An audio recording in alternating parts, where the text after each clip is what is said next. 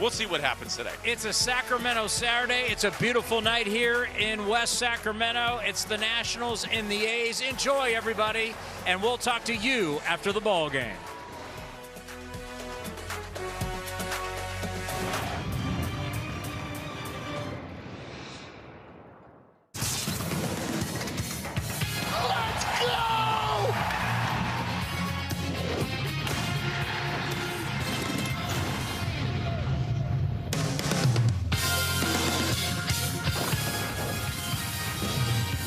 It's another fine edition of Sacramento Saturday at the ballpark. Round 2 against the Washington Nationals here in West Sacramento.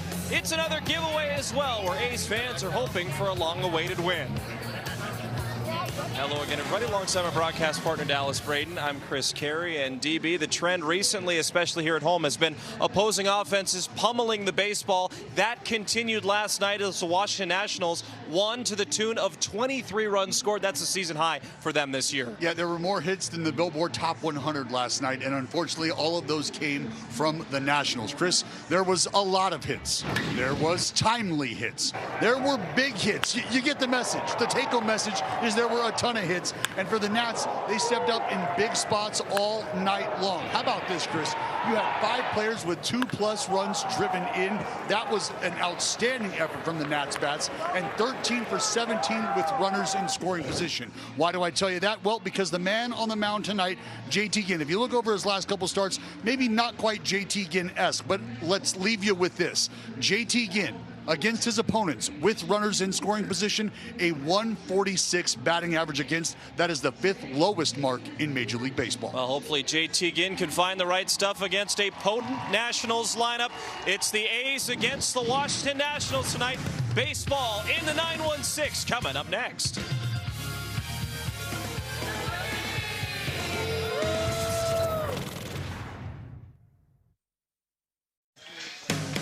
A's Baseball is brought to you by Toyota. Class-leading MPG and more hybrid models than any other brand. Toyota, let's go places.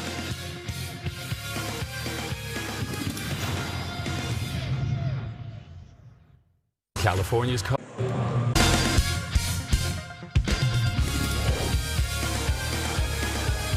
Such a pleasant day on not only the river, but here in the ballpark in West Sacramento. Nationals and A's game time weather tonight is brought to you by Santa Cruz Beach Boardwalk.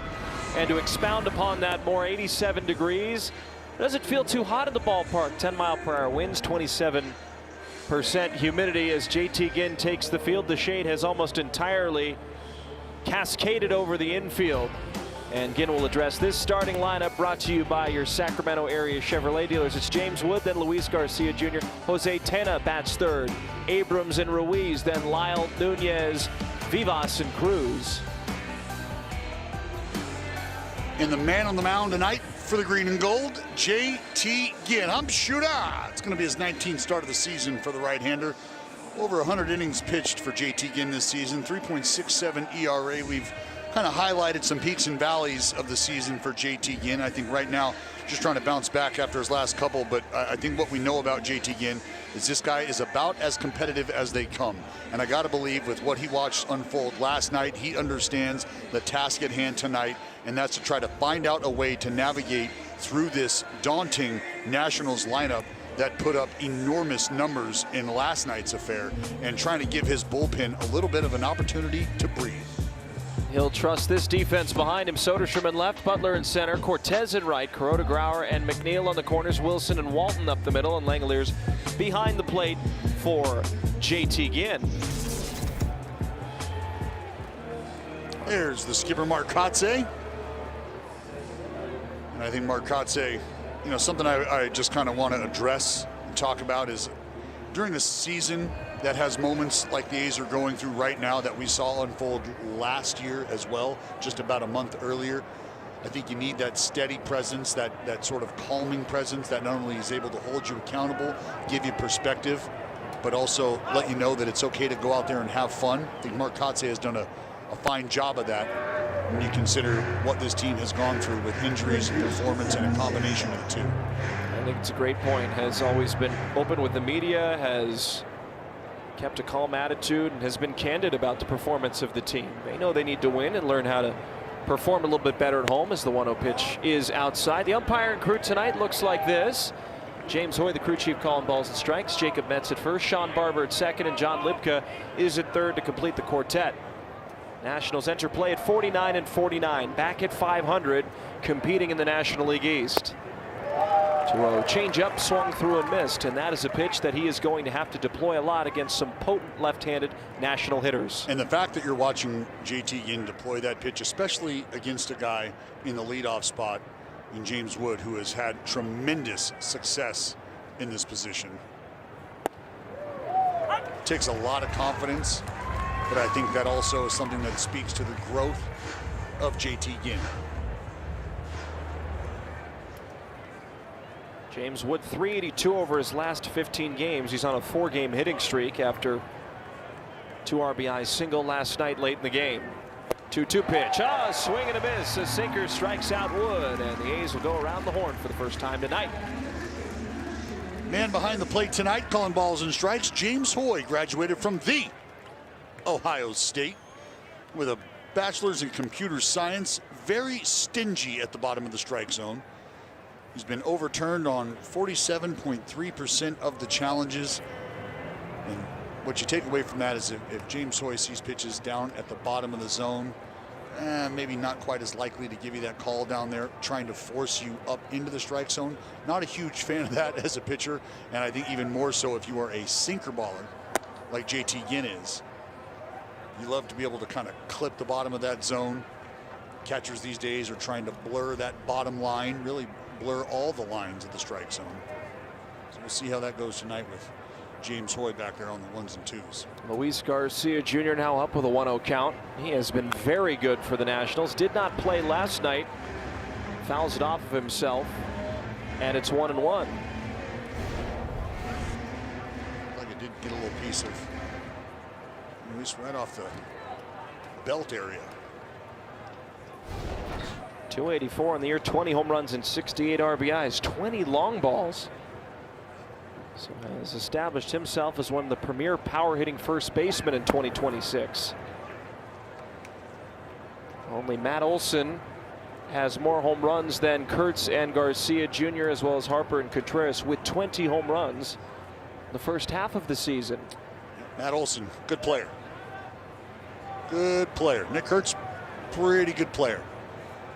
Garcia Jr. 337 over his last 30 games. He'll swing and miss there, 2-2, and it doesn't stop there. 317 hitter on the road. He didn't get this one.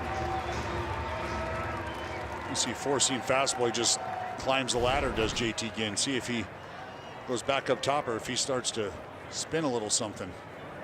2-2 pitch called strike 3. A 4-seam fastball freezes Garcia Jr. Back-to-back Ks for JT Ginn. Tell you, this is what can be frustrating as a hitter and even as a pitcher sometimes. I mean, that's just a 4-seam fastball down the middle, about knee high, taken for strike 3. And I know folks at home, folks in the stands, are thinking, well, what are you looking for? I'm looking for something else. I don't know that I'm necessarily looking for a 4-seam fastball right down the middle. Jose Tena is now up, fouling away the first pitch. 246, 5 home runs, 20 RBIs. 371 over his last 15 games. All of these Nationals recently have been banging the baseball.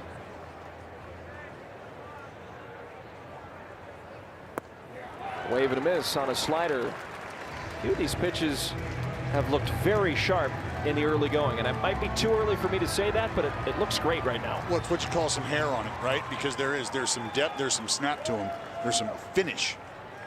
See what he goes with at 0-2. The pitch. It's a breaking ball to the back door. Ginn strikes out the side in order. That's a heck of a start for the A's. We'll see their offense up next.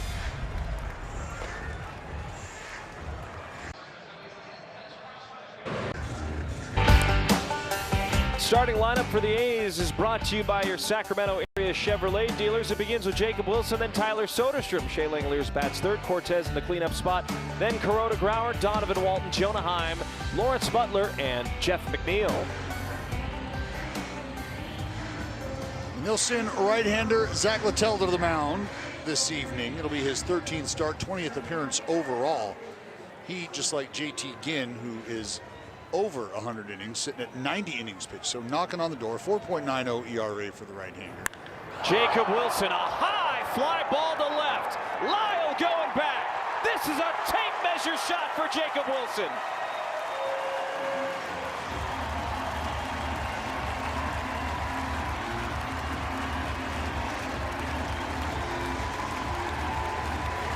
A's have a lead at home for the first time in quite some time. And if you take what JT Ginn did in the top of the first inning and the fact that Jacob Wilson in the first pitch he sees in the bottom of the first inning, kind of feels like the boys down there are ready to take some of their frustrations out on how things have been going as of late.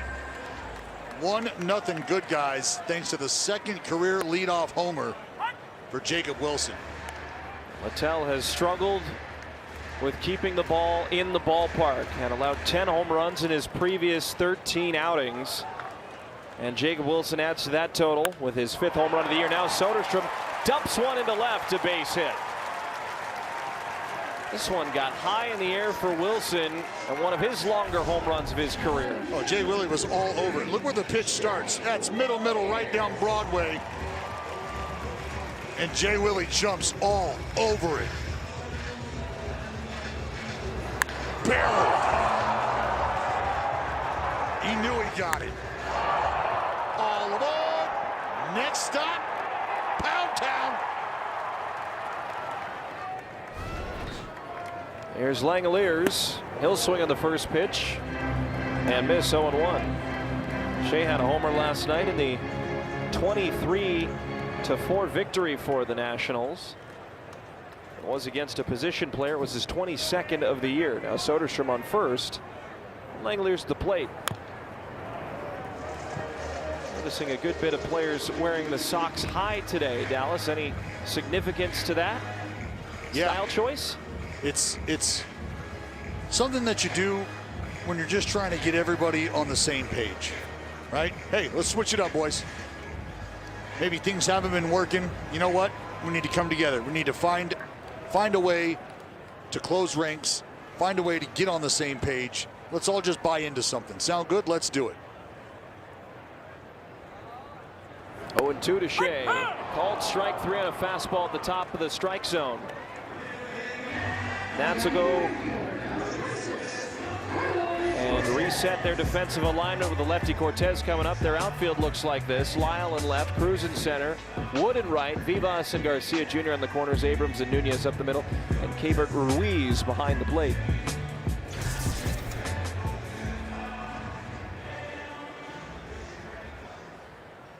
Here's a skipper.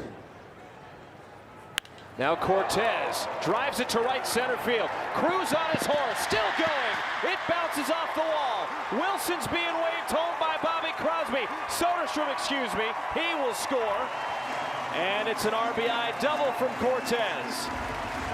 And what you're going to take away from this is this ball bounces up and it hits off the chain link, and that's what causes the redirection that Cruz is not able to gather cleanly. See Cortez who steps up, 92, again, middle. Ball driven up into that gap. And excuse me, did not hit the chain link. Looks like it hit just below. And Soderstrom able to motor all the way around to score. So it's Kuroda Grauer now. He's on a 4-game hitting streak. He had a multi-hit effort last night. 429 on his young big league season. Cortez at second and a 2-0 lead. 1-0 pitch, swept foul out of play. And what you're seeing early on, Dallas, is it looks like first pitch, second pitch ambush. They're firing quickly against Littell, who has had trouble keeping the ball in the ballpark. And at this ballpark, the ball does fly, especially when it's hot outside. 1-1 pitch, the other way. That's up the first base side and easily going to score Cortez. Kuroda Grauer into second base, standing up. That's now 4 straight games with a double for Joshua Grauer and a 5-game hitting streak. The A's lead 3-0 early. How about it? Little back-to-back dub sack attack here in West Sac. Grauer taking a pitch up top and just shooting it down that line. See a lot of space over there given by Garcia. And that right there is an unselfish approach from Grauer. He gets a pitch that he knows he can put the barrel on, and it's not about trying to lift it and separate and drive it out of the park. Use the big part of the field. Use the other way. There's a lot of knocks over there. Donovan Walton up. Taken away. How about this? Through his first 50 at-bats, that's 22 knocks, most in athletics history. And in that 50th at-bat, he puts himself at the top of the list. You remember old Elmer, right? Some considered him the glue of the team. But Grauer sits alone atop of the history book. That is fantastic. Go to work, KG.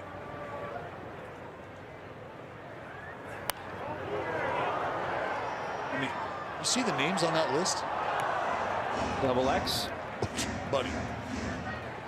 Anytime you vault yourself above Jimmy Fox on any list, you're doing work. Walton calls his time at 2-1. Went 0 for 3 in his A's debut last night. A's didn't have much of an answer to Cade Cavalli and company, but have stormed to a 3-0 lead early. 2-1. That's a splitter. Swung through and missed. 2-2. Got to talk to Walt this afternoon before the ball game. Just say hello. Didn't get to catch up to him yesterday. Hey, welcome to the fold, man. Good to have you.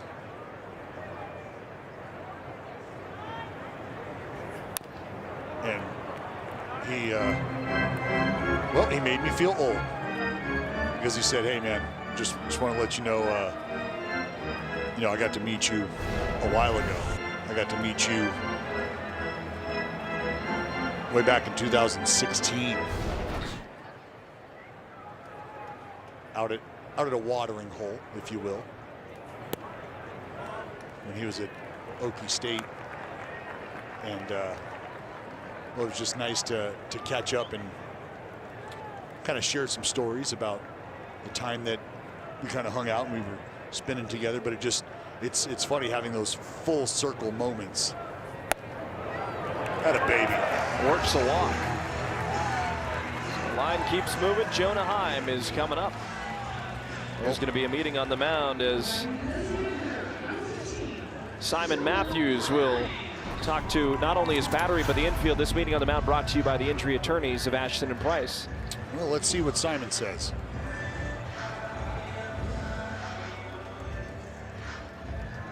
I guess as Simon says, let's try to roll up a ground ball here and get out of this little mess that has started to unfold quickly. Littell, Chris, over his last 4 starts, done a pretty decent job. 2.84 ERA over his last 4 starts.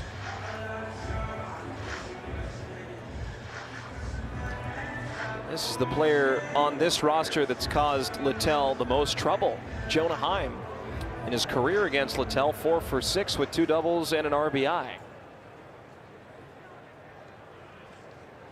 So first and second and just 1 out for the switch hitter Heim, who will take a splitter for a called strike. 0-1. Now for Jonah, 300 hitter in the first, but has struggled against right-handed pitching. Well, and this is something that you always pay attention to when a guy has, shuffled between roles, starter and reliever. You can see the difference in success for Littell, and I think for a lot of guys, there's what I would call safety in exposure, or not being exposed. So not having to see a lineup multiple times, being able to just kind of enter into a game in certain spots, certain pockets. Grauer able to get the hand in just ahead of the tag there.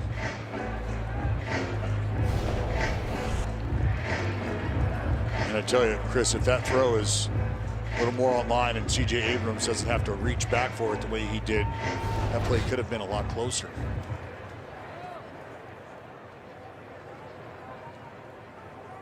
went 3 for 19 on the road trip. 1-1 pitch. Almost hit him. Leans out of the way of a slider, now headed 2-1. Now they're feeling that 23-4 loss. They've lost 10 straight. The A's trying to mix things up and get a big win here at home on a Sacramento Saturday in front of a great crowd. 2-1. Line drive to center. That's a base hit. Crosby sending home Kuroda Grauer. He will score. Moving to third is Donovan Walton, an RBI single for Jonah Heim. A 4-run inning for the A's. It's 4-0. And it's Heim time early. Always a good thing when it's Heim time before sunset. Jonah Heim, with propensity to come up big late in ball games, able to deliver early here for the green and gold. Kuroda Grauer, even after he has to make sure this ball is down, able to come around and score. And how about Donovan Walton? Able to go first to third. A's doing a great job on the base path here early in the ball game. Lawrence Butler, the number 8 hitter, coming up with 1 out and 2 aboard, and will swing on the first pitch. It's a sinker away, 0-1. Lawrence, 364 average when he hits in the first inning. And he has the entire left side to work with. Well, grounded to the right side. Nunez to second, Abrams to first, and Butler is safe. Walton will score, and it's 5-0.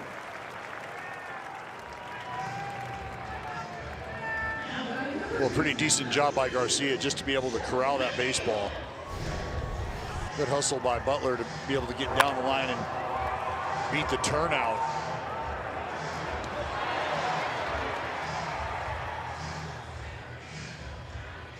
So Nunez.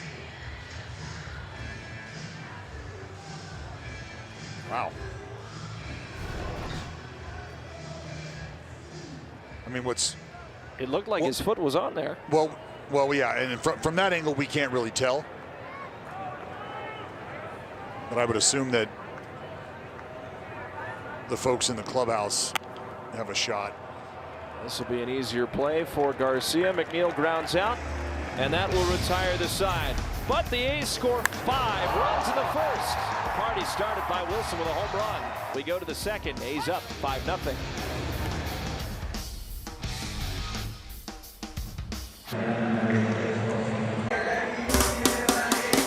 Take the A's on the go this season and stream the games on the NBC Sports app, brought to you by Toyota.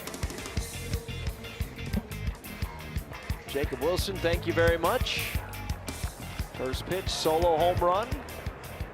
5-run first inning for the A's. And Chris, it feels like good things happen when Jay Willie comes up and launches one to lead the ball game off for the Athletics. Yes, the great David Feldman found a wonderful statistic about Jacob Wilson as C.J. Abrams takes high 1-1. Turn the clocks back to last year in the month of May, where the A's had lost 11 straight. Go to May 25th when the Philadelphia Phillies were in town. Jacob Wilson hit a first pitch solo home run against Jesus Luzardo. In that game, the A's eventually ended up snapping that 11-game losing streak. Now the A's currently on a 10-game losing streak. What happens here today? Wilson, a first pitch solo home run. I like where your head's at. A lot of ball game to be played, no doubt. But I like where your head's at. Abrams on an 8-game hitting streak. He'll take low, 2-2. 308 hitter this month is C.J. Abrams, National League All-Star starter. JT again had a 1-2-3 first, striking out the side in order. 1 swinging, 2 looking. And here's the 2-2 pitch to C.J. Abrams. Langeliers able to hang on. 4 strikeouts in a row. That's out number 1. Well, Luzardo just trying to settle into his outing. Little cookie down the middle, and Jay Willie with both hands in the cookie jar.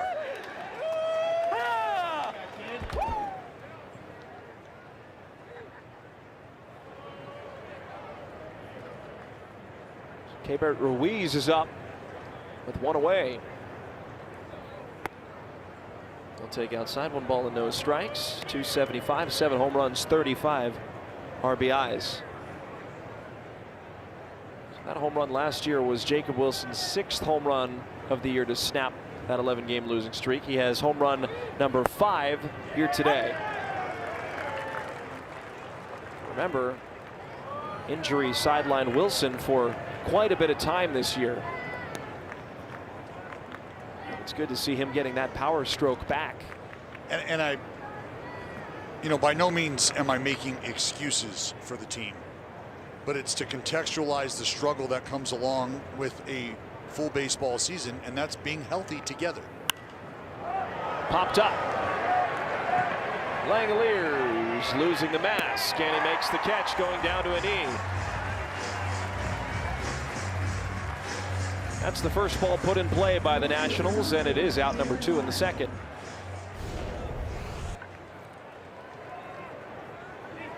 You see Shea tracking it. Keep that mask in hand until he knows he's going to get close to having a play on it. Then you ditch the mask. Last thing you want to do is end up chucking that mask early and then finding yourself trying to navigate around the mask, just maybe not quite sure where that ball is going to end up, which is why you see catchers hold on to their helmet or their mask for as long as they do.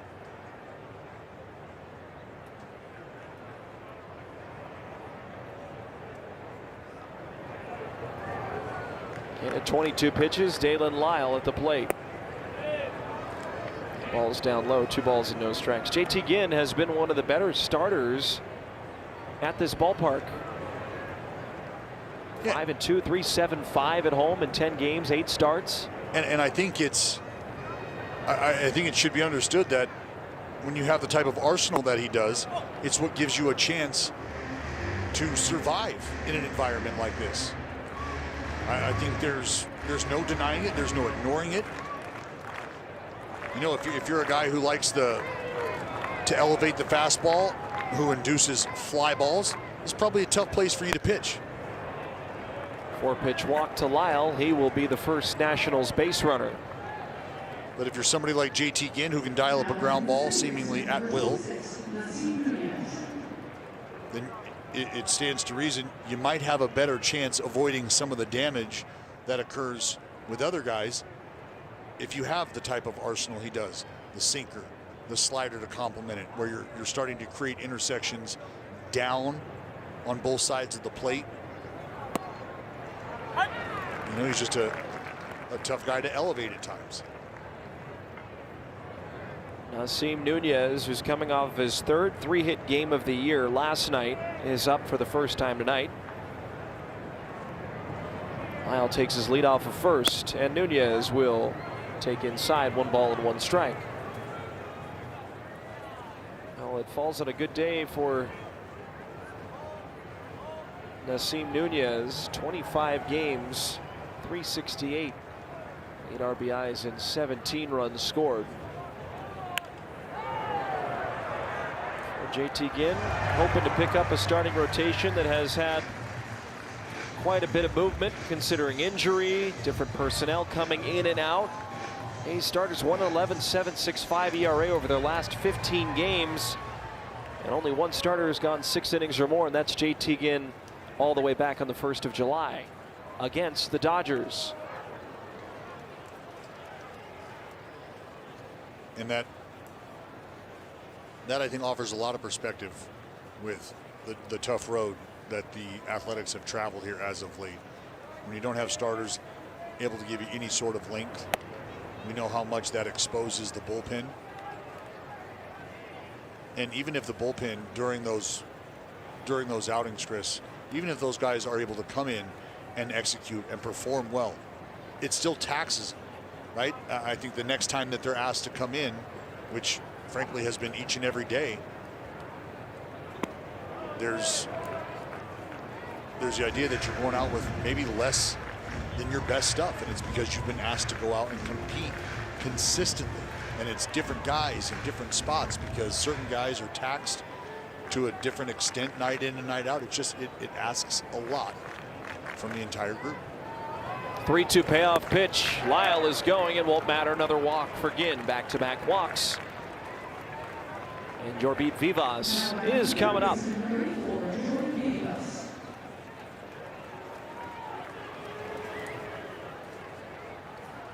Vivas had an interesting night at the office last night. Closed out the game for Washington as the elected position player to pitch in the 9th inning.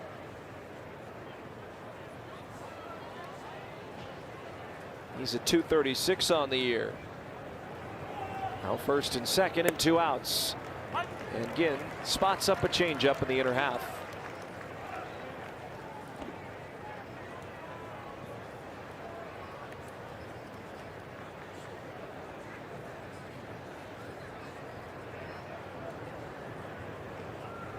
The stretch, the 0-1. Two things can happen at the same time, Dallas. You have the offense for the Nationals, 23 runs scored in the first game. A's weren't able to muster any type of offense, and now a 5-run first inning. Maybe it's same for the Nationals, got all their runs out of the way in the first game. I wouldn't mind that. Wouldn't mind that at all. Well, I love the adjustment that JT Ginn just made. I think you saw him motion, how he was sort of kind of under the baseball, maybe a little early with his front side. And there's a couple different things you can do to make the adjustment in real time right there. And I think what he did was go with the slider. It forces you to have to finish the pitch. You can't get under that. You can't be early on that. And if you are, the finish of that pitch will tell you as much. So you can go to a fastball, glove side, which forces you to stay on it. Or you can go to that slider because, again, you're looking for the finish. So a great adjustment there in the at-bat by JT Ginn. 1-2. High. 2 balls and 2 strikes.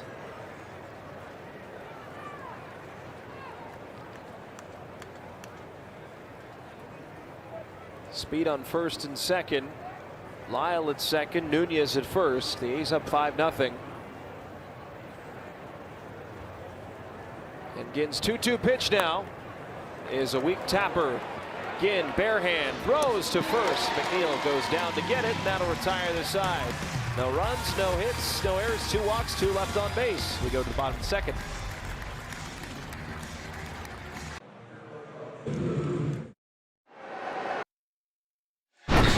Welcome back. This powerful performance is brought to you by Xfinity.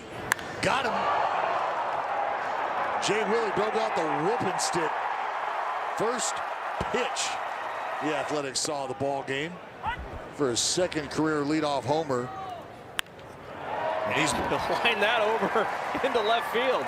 Back at it again. 2 pitches, 2 for 2. It was the homer that sparked that 5-run first inning. Time now for StatCast, powered by Google Cloud. Well, take-home message here. Keep it out of the middle. I think you can understand that. 24 homers allowed by Littell, 2nd most in baseball, and each and every one of them, Chris, a strike. But more importantly, the majority of them right in the heart of the strike zone. Looked like about 19 of them straight in the middle, like you said. Well, how about this? 82 long balls allowed since 2024. That's the most in Major League Baseball during that span. That's a lot of homers.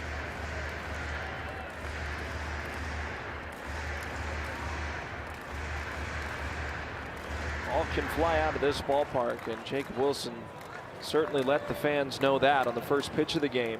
Soderstrom had a single and later scored. 1-1 pitch. He'll send this in the air to right, but Wood will move over and camp underneath for the first out. Yeah, like the ball just got in a little bit there on Sodi. It's always nice to see big starts offensively for the A's to remind the offense what they are capable of doing on a consistent basis. Especially for a team that has been outscored 91-25 over their last 10 losses in this 10-game losing streak.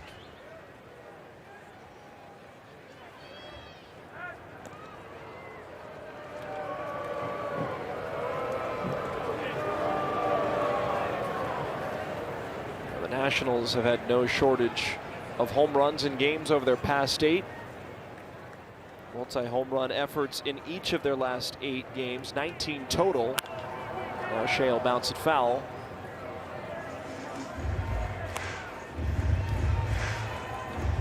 It is a fact of this ballpark, home runs are going to be surrendered. This time Littell was on the receiving end early. JT Ginn, a guy who likes to keep the baseball on the ground, is not as much a usual suspect as compared to Littell, who has struggled with that all season long. Well, there's a reason you end up giving up as many home runs as he has, right? And it doesn't happen if you're a heavy ground ball guy.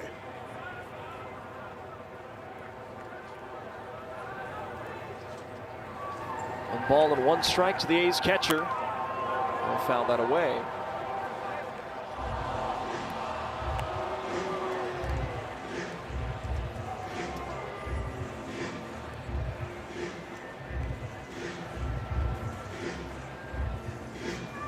I think part of the aggressive nature for the Athletics is understanding that Littell, a guy who's going to fill the strike zone up, and we just showed you the home runs that he has yielded and where they've been in the strike zone. Not only strikes, but in the heart of the zone. And I mean, you go back to last year, led the big leagues with 0.42 walks per batters faced. Shea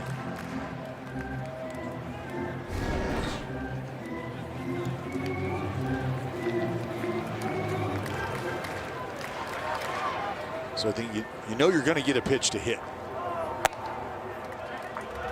3-2 to Shea. Littell last started against the A's on the 28th of May in 2024 in Tampa Bay with the Rays. It's a losing effort, but a quality start. 7 innings, 6 hits, 3 earned runs, a walk, and 9 strikeouts. Wilson was on the move, and Langeliers fouls it off. Like Willie with a little bit of a delay steal there.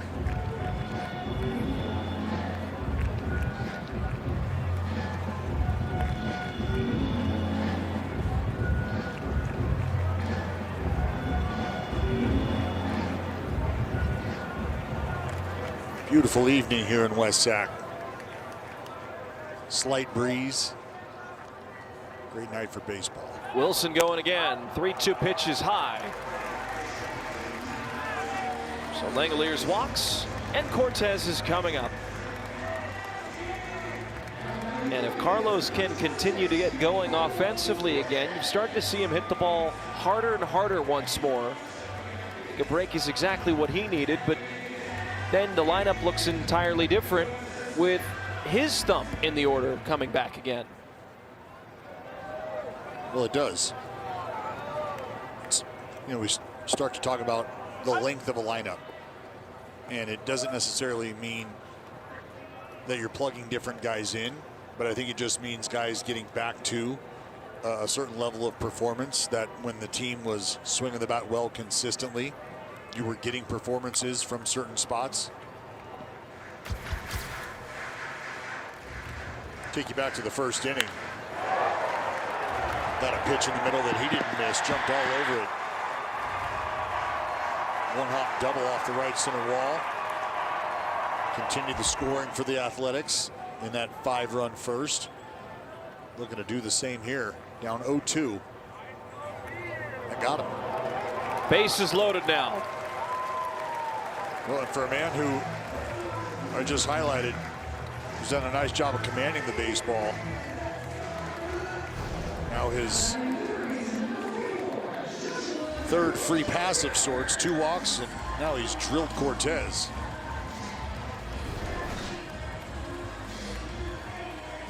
And you probably are facing the hottest hitter in the A's lineup in Joshua Kuroda-Grauer. 4 straight games the double. An RBI double up the first base side his last time up. And on the first pitch, takes a splitter low, 1-0. Everybody's talked about Kuroda-Grauer in the minor leagues. His power numbers, his exit velocities, all increasing this year. Have not seen his first big league homer yet. Has a chance to cash in quite a few with a hit here. That's hit to second, Abrams to first. Kuroda Grauer beats it out. 6-0. Close play. But he beats the Rap at first. Well, and again, this is the second time tonight that the Athletics hustling out of the box has avoided a double play and led to another run being pushed across. Nunez slinging it over to Abrams. Both have great throwing arms, but the hustle from Kuroda Grauer, you see clearly beat out the turn.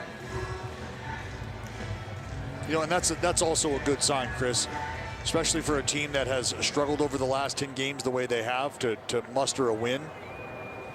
I think at times you'll see guys who, when they don't barrel the baseball, they don't hit it hard or have it fall. You know, a little frustration comes out by way of maybe not hustling down the line, but that has not been the case. And I think it has paid off twice tonight. 1-0 to Walton. He pops out a play foul.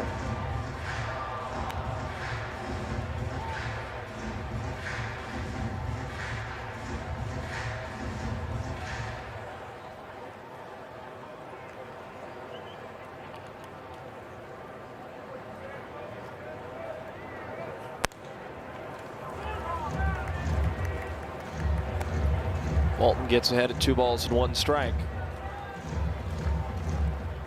He's have an early 6-0 lead over the Nationals. And Zach Littell was at 43 pitches with 2 outs in the second. And it's 3-1 to Donovan Walton. He's doing a nice job right now of mixing the aggression with patience. Jumped on him early in the first and now have sort of forced Littell, who has exhibited a slight loss of the command right now, forcing him back into the zone. And he'll walk Walton. We'll hear a word from our friends at SMUD.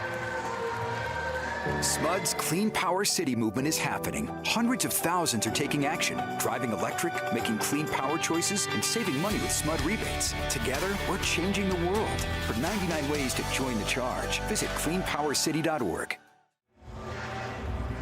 Bases loaded and Heim coming up. We've seen that before. The last homestand, Jonah Heim against the Marlins hit a grand slam.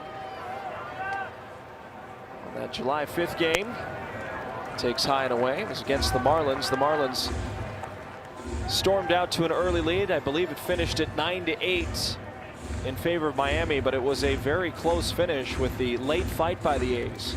Well, Heim came up big in 2 spots, right? The grand slam, then a 2 RBI knock later. He'll get underneath this one. Hit it a mile high into shallow right center. Nasim Nunez makes the catch, and that'll retire the side. But the A's add another run and are up 6-0 through 2.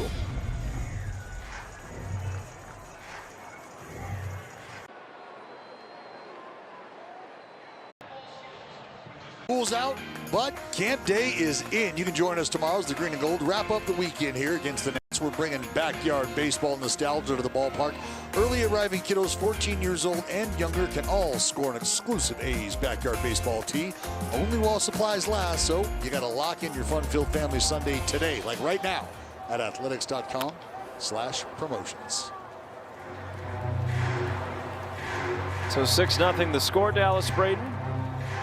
Much more palatable as what we've seen recently. The A's stormed out to an early lead against Zach Littell. They have not made any at-bat easy for the right-handed starter. And Dylan Cruz comes up to lead off the third for the Nationals. He had RBI double last night. And something it's also done is given JT Ginn an opportunity to recover. And I know that might seem, minimal in the grand scheme of things, but it's important, especially when you're working through weather, warm environment. I got it. Who's going to get it? It's Walton calling everyone off. And you can hear it and you love it, right? Communication at times has been something that has lacked. And on a play like this, out in no man's land, you need somebody to take charge. I got it. And Walton all over it.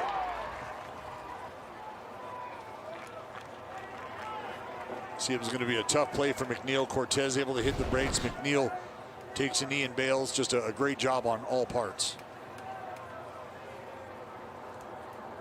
James Wood is now up. He struck out swinging against Ginn.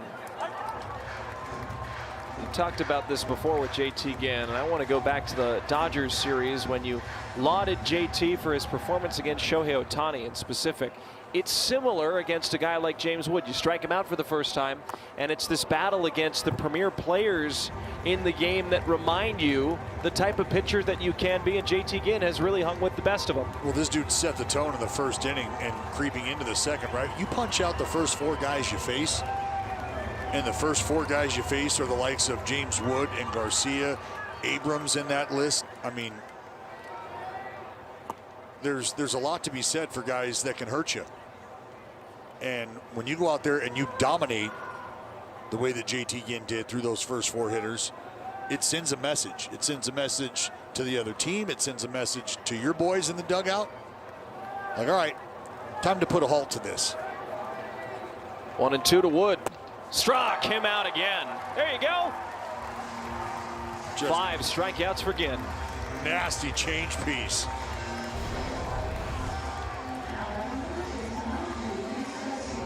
I mean, and that's a changeup, folks, at 90 miles an hour. But you see that thing just start to dart at the very last minute.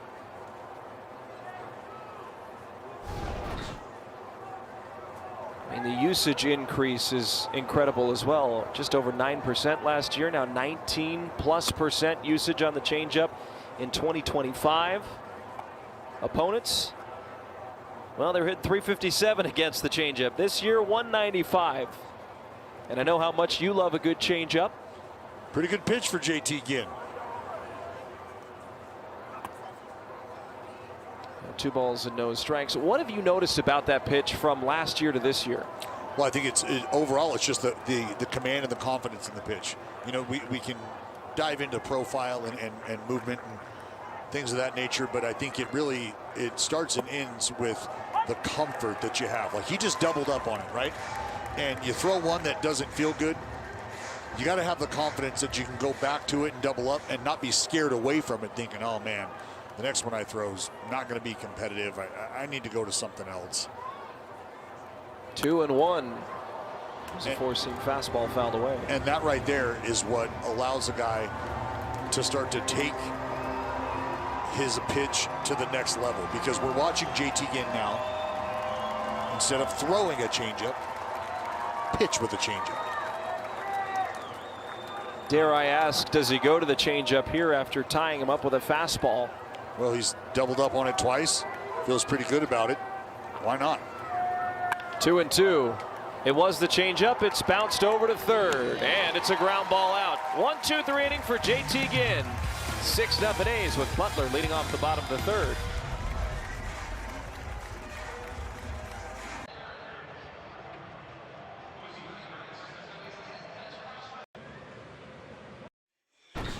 Welcome back. 6-0 lead. Got you feeling good. Speaking of feeling good, time now for the endorphin player, the Law Dog. Lawrence Butler's got some history against the Nationals. Take it back to August 12th, 2023. First career knock in DC against the Nats. Then you fast forward to April 12th of 2024. It was his first career walk-off knock. So, some good vibes, some good endorphins coursing through the DNA for the Law Dog when he sees the Nats on the schedule. Made his big league debut in Washington against the Nationals in that series in 2023. Mid-August. Lawrence had an RBI reaching on a fielder's choice in the first.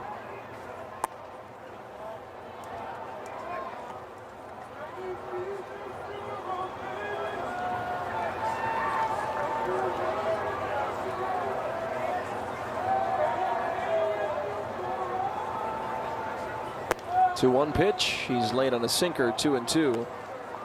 We highlighted how a lineup can look different when you start to see guys perform a little differently, and I think the same can be said not only for Cortez, is who we were having the conversation about, but the same for this man right here, Lawrence Butler. 2-2. He's caught looking at the bottom of the strike zone. This looked like a good pitch. ABS Batter's challenging the pitch. Challenge. ABS is powered by T-Mobile.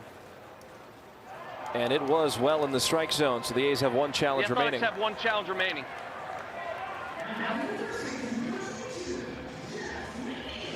Second strikeout for Zach Littell, and up comes Jeff McNeil, who weakly grounded out to first base to end the 5-run first inning of offense for the A's. Well, you saw Littell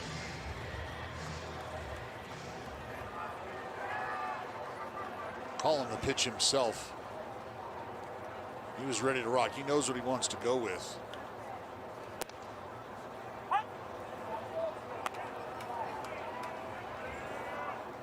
It is interesting seeing how each organization goes about calling pitches. We saw the Marlins call pitches from the dugout. Neil yanks it foul. We got Marlins calling pitches from the dugout. You've got pitchers calling their own pitches, catchers calling those pitches. You got the use of AI, from what I understand. You read that as well? Oh, buddy. Yeah, you could say that. And I don't know that this is necessarily the platform. Number one, it's a family environment, family show.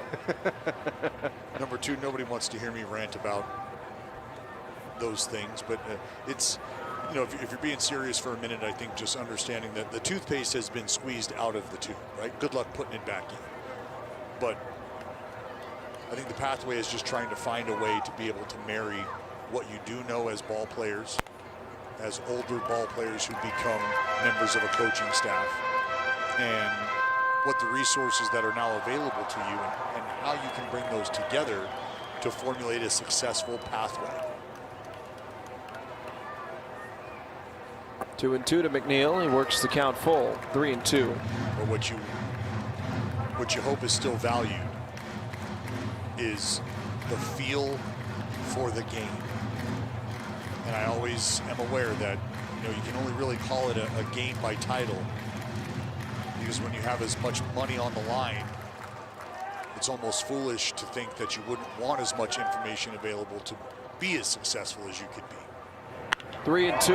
That's crushed to right field. Wood on the move, though, makes the catch over his shoulder for the second out. True baseball fans need Wi-Fi that's so reliable it never gets caught looking. Xfinity Internet keeps you in the game at one price for 5 years and allows you to get online in minutes with same-day Wi-Fi. Xfinity. Imagine that. So up comes Wilson for the third time in as many innings. He has a home run and a single, as well as 2 runs scored. And another first pitch swing. Look out, Hefe. That's from one all-star to another.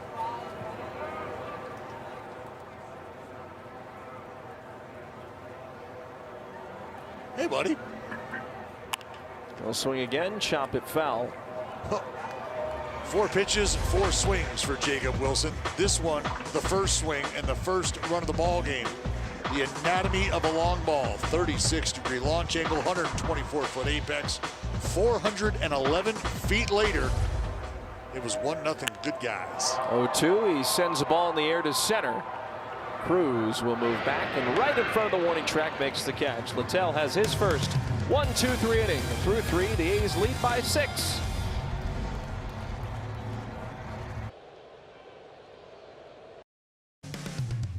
A's Baseball is brought to you by River Rock Casino. Join us for your chance to win a new Lexus on Saturday, July 25th. Pretty evening, pretty score. Top of the 4th, Chris Carey, Dallas Braden, and JT Ginn on the mound against Jose Tena. Kuroda Grauer playing in, and JT Ginn generates a swing and a miss on a slider. 0-1. Fill it up.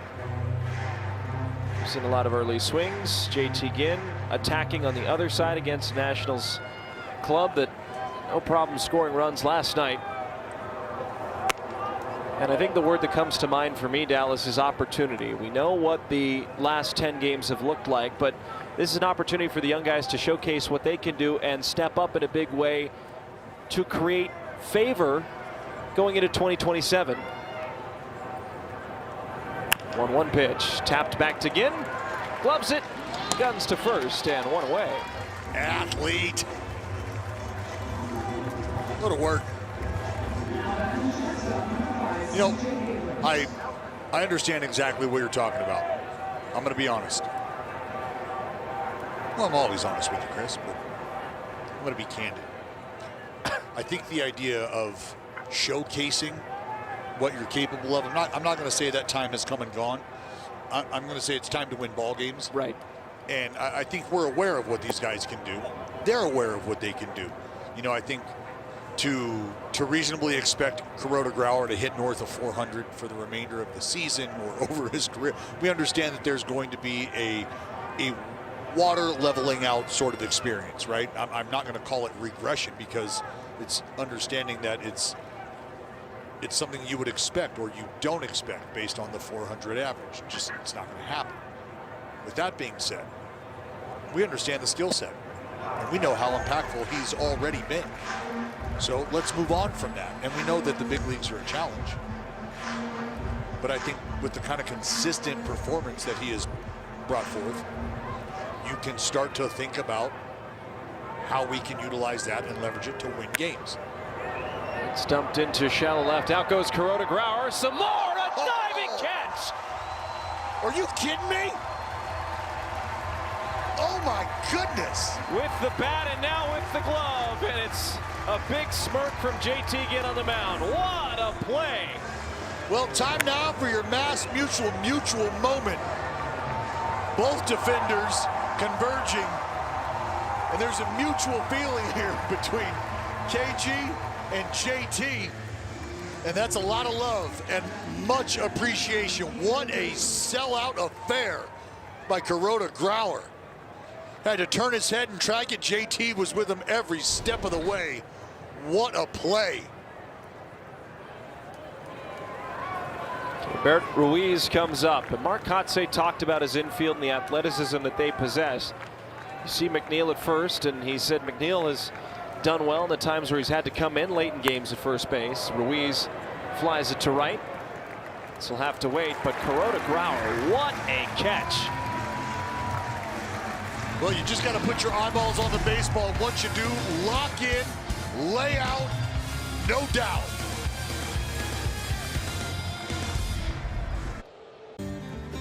Tonight we are proud to recognize Scotty's Gift Foundation as our non-profit partner of the ballgame. In memory of their son Scott, they bring comfort to newly diagnosed pediatric cancer patients and their families. They deliver personalized gift baskets filled with tablets, toys, and gift cards to brighten their darkest days. Support their heartwarming mission and donate today at scottysgift.org.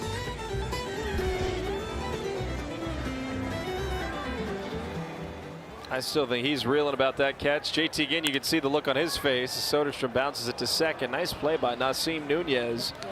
And there is one out here in the bottom of the fourth inning. Mark Kotsay was talking about the infield and the athleticism they possess, and he said at one point or another, each of these guys was a shortstop. Kuroda Grauer at third, Wilson at second, Wilson at short, Donovan Walton at second, and Jeff McNeil at first base.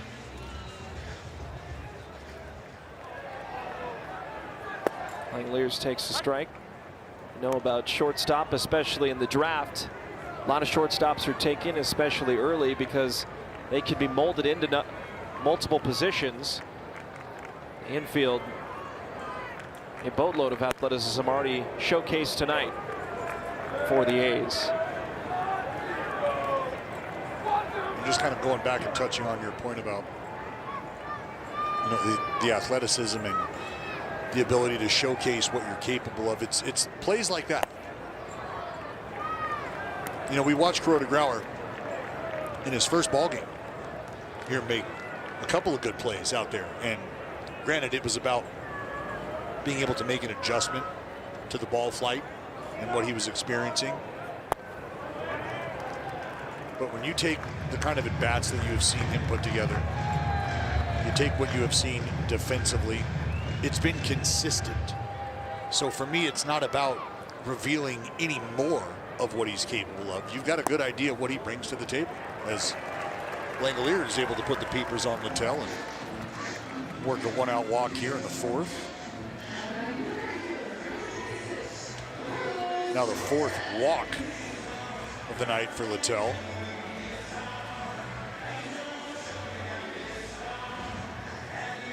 Fourth walk, 5th free pass if you count the hit by pitch. So a lot of traffic created by Littell. Cortez will take a strike on a high splitter, 0-1.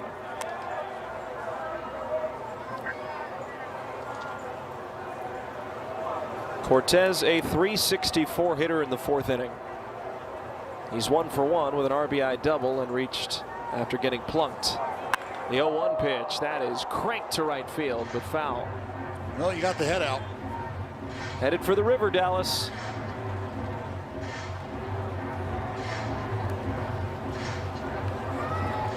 Tell you, I almost did it today. Almost went for a run over there and jumped in the river. Looks so inviting. A lot of seal activity out there. What kinds of seals? The kind that swim. Do you know the specific? You want like harbor seal? Like, is that what you're Yeah, looking for? I do actually. Yes, that's what I wanted. Thank you.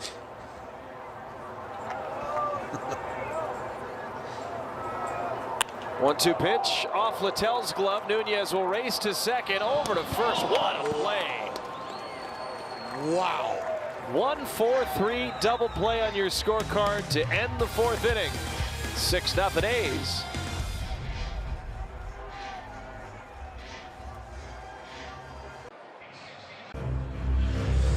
Assemble, A's fans.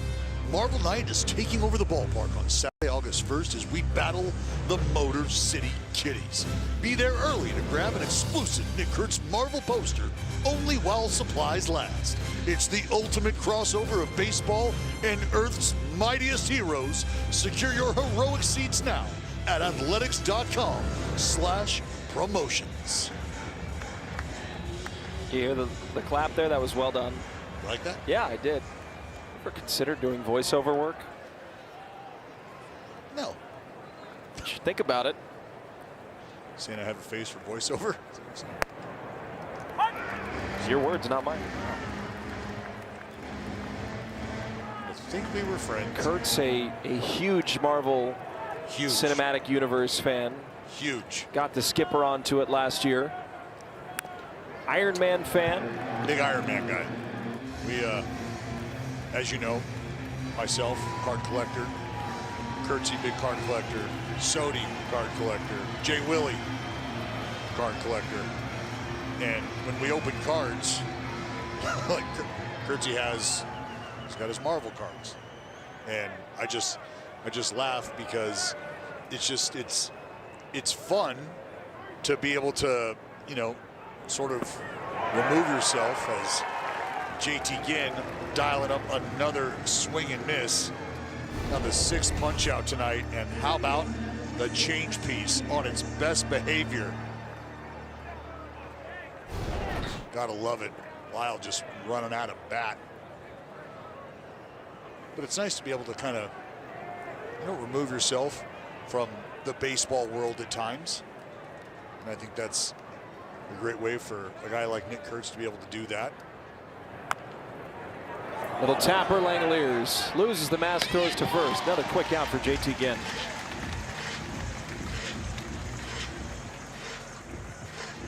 Well, JT Ginn dialed in right now. Absolutely dialed in. 59 pitches, 2 outs in the 5th. We talk about Gage Jump possibly being an inning behind schedule last night in his 3 2/3 inning performance. Ginn an inning ahead of schedule now. That's right. And be able to get through this at bat here in an efficient fashion, that would be the case. But that's why a guy like JT Ginn, again, just back to his arsenal, every 5th day has the ability to go out there and I think when things are working well for him, get deep into a ball game.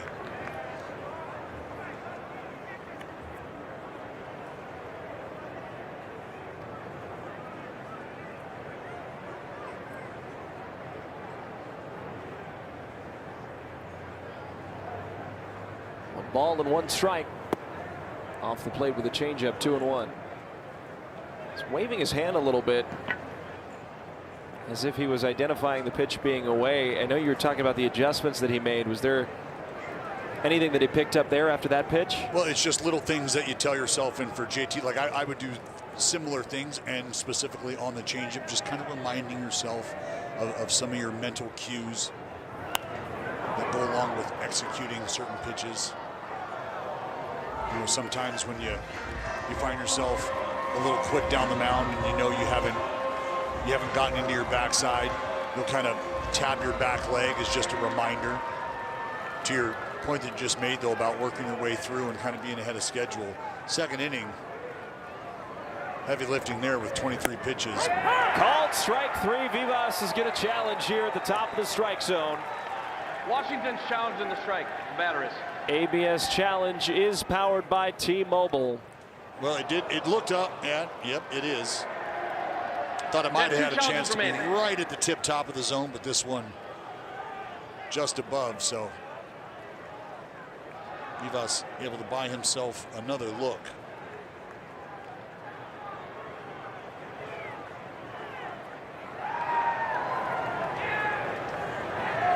Arm speed, hand speed, throw it. Here comes a change piece. Turned on foul. It remains at 3-2.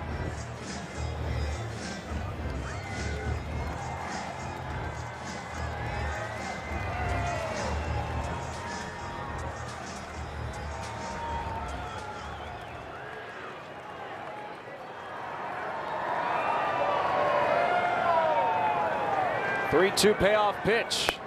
It's up. Vivas will walk and bring up Cruz.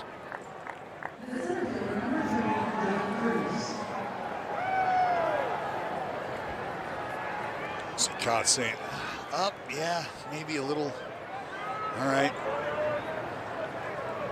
Pitch in a similar location to the one that Vivas was originally called out on strikes.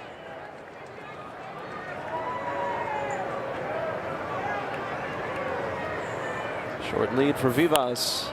Cruz on the ground, giving ground. Kuroda Grauer. A few hops to first. This stretch by McNeil, and Cruz beat it out for the moment. Mark Kotze has his hand up. It's a bang-bang play at first. And they're going to take a look at this one. Yeah, put the cans on. I like it. Kuroda Grauer had to give himself a chance to get a clean hop. It's a 2-hop bounce pass over to McNeil. Oh, yeah, he gone. He's gone by a quarter step. Easily. And Kuroda Grauer, with the right idea, letting Mother Earth help him out there. And a good job by McNeil. You see where that back foot is? How about that? Look at this back foot. Runners out. Right there on the front of the bag. Just a great job all around. Get yourself a hop, KG. Nice stretch by the veteran over there at first base. Great inning for the green and gold.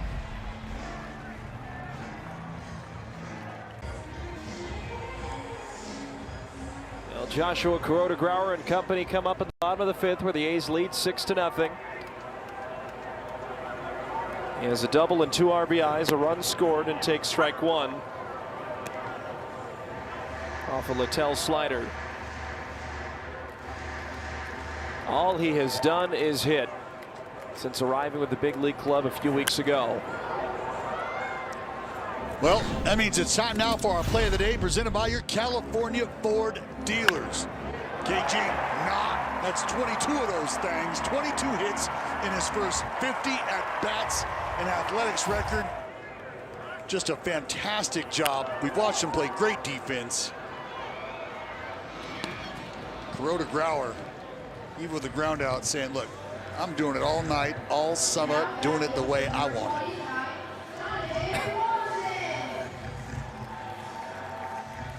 It's a lush life for Joshua Kuroda Grauer. That lush life has given us a rush, that's for sure.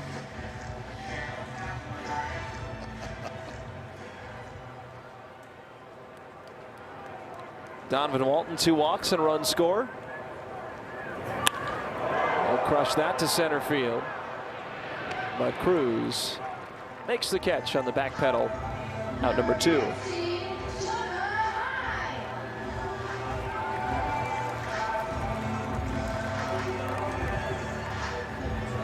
Littell, a few quick innings in the 3rd and 4th, 2 quick outs in the 5th. He's at 75 pitches. He's right at the mark where you usually talk about, 5 and 75, just a bit over. The 6 runs go against him, but kind of reminds me a little bit of JT Ginn's last start against the White Sox. Well, and for Littell, the key has been navigating that big first inning, right? Was able to settle down even though he gives up a run in the 2nd. Now looking at his, in his mind anyway, a hopeful 3rd straight scoreless inning.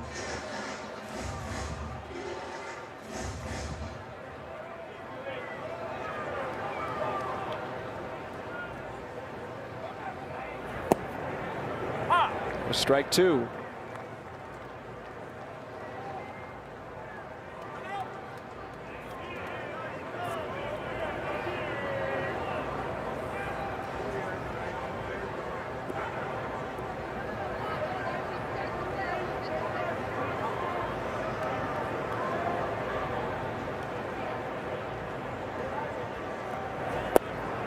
Called strike 3. Himes going to challenge with a 1 remaining for the A's. The batter's challenging. Close pitch. ABS is powered by T-Mobile, and it is a strike. I can't believe it. That's the end of the 5th. Still 6-0 green and gold.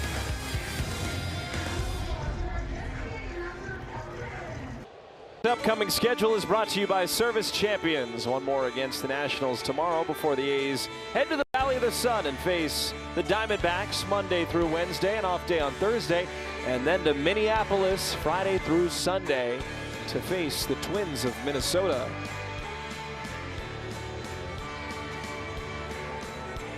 A's chains are on. Smiles all around with a 6-0 lead over the Nationals. The top of the order up for a 3rd time against JT. First pitch on the ground, and Wood hardly got out of the box. 1 pitch, 1 out for JT Ginn. Love it. So there is 1 away, and Luis Garcia Jr. comes up. You know, in some of the early weak contact, Chris, is a byproduct of throwing a lot of strikes and filling up the strike zone.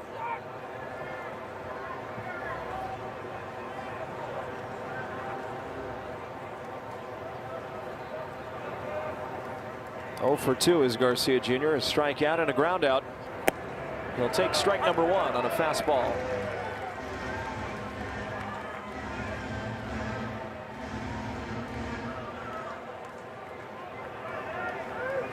See that note, 14 of 20 first pitch strikes. He's filled it up. That's one of your main keys, Dallas, is challenging and attacking hitters. Night in and night out, and JT Ginn more often than not has done that in his starts in 2026. And it's, look, it's not relevatory. It's you know, it's just, for me, it's foundational. You fill up the strike zone early, you put the pressure on the offense, they become defensive. You know, and I always go back to the conversation that I had with Brian Wu, and he put it very eloquently, and he said, pitching is offensive. I am the one bringing the fight to you. You are reacting to what I'm doing. By nature, that's a defensive exchange. And I think just understanding that mentality, because it's one thing to say it and go, oh, wow, oh, you know what? Man, I never thought about it that way. And then you kind of just move on. But actually believing that you are the one who's on offense here. I'm the one bringing the fight to you. You have to adjust to what I'm doing. And I think if you go out there and you are able to either execute your original game plan or you're able to adjust accordingly, should that game plan ask you to deviate, that's calling an audible at the line, which happens on offense, adjusting to what you're seeing the opponent do. 2-2. Swing and a miss, a changeup.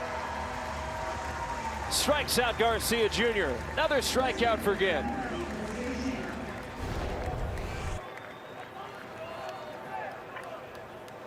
I mean, it's been a great pitch for him all night long. Now 4 strikeouts on the changeup. He's thrown it ahead of the count. He's thrown it behind in the count. He's thrown it for first pitch strikes. Antenna is up 0 for 2. He fouls it off of his front foot. 0-1.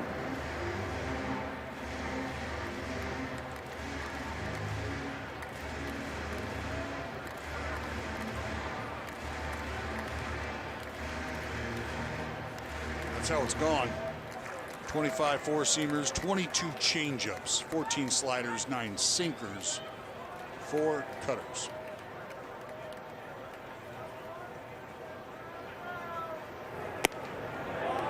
For a player that had 12% four-seam fastball usage coming into the game, for that to be his primary pitch tonight means he has made some adjustments in the middle of this game. Typically sinker heavy. The four-seam and the changeup have done the legwork tonight. And they have. 1-1. On the ground to second. Walton gobbles it up on 2 hops. Throws to first. And a 1-2-3 sixth for Ginn. Back to the A's bats. Butler, McNeil, and Wilson up 6.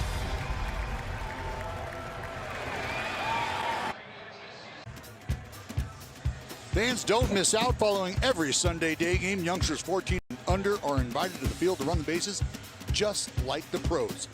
You can create a memorable Sunday for the whole family.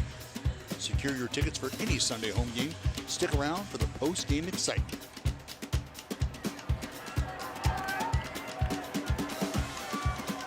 Yep, come on down. Run the pillows. Butler is up, bottom 6. A's up 6. Lawrence is 0 for 2. Ground into a fielder's choice. Had an RBI. Did strike out. Now leading off against Littell. Third look at him. There's a strike. 1-1. For the A's, we've talked about the tough sledding. 8 games in their last 14 here. They've allowed opponents to score 9 runs or more. Tonight, not so much. Butler gets it in the air to left. On the move, Lyle. He's still moving, feeling for the wall, and the warning track makes the catch. 1 down.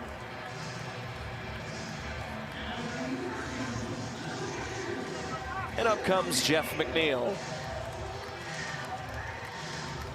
Feels like that's the first action left field's gotten all night.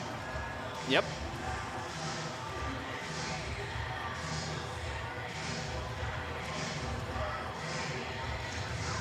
Wilson and Soderstrom sent it that way.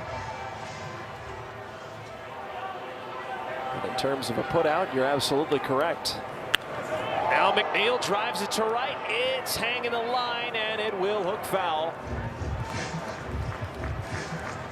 He's been on it so many times this year, and that hook into the right field seats has happened more than Jeff McNeil would like. He hit a ball hard out there. And he hits it hard again, and it does hook foul again. He hit a liner to wood. He's last at bat. A couple of souvenirs, see if Matt can't straighten it out.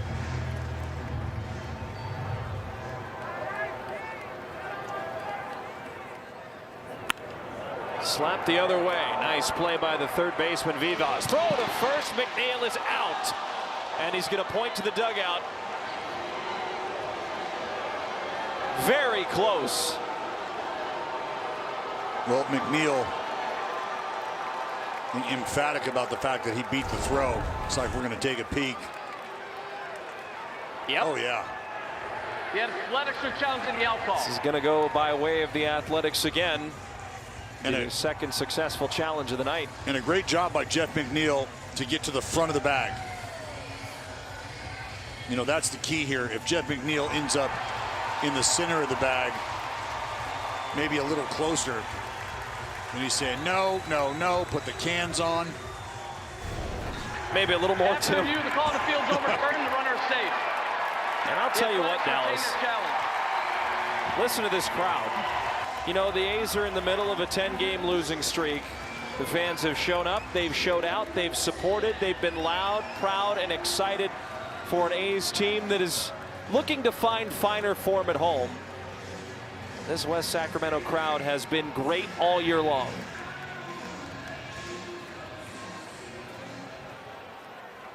So McNeil is aboard and up to Wilson now. That's the first pitch he doesn't swing at.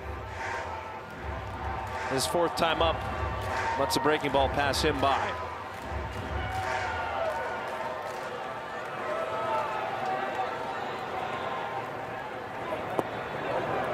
It's a good splitter, swing and a miss, 0-2.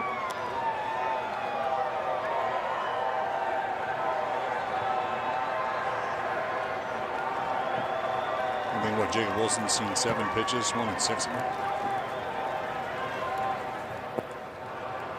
Strikes out there, kept with a splitter, did Littell. 4 strikeouts for the right-hander, and up comes Soderstrom.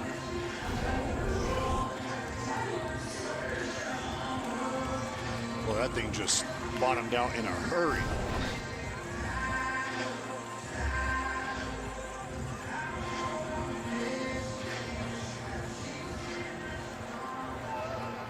Tyler Soderstrom now. And swing on the first pitch, foul it away.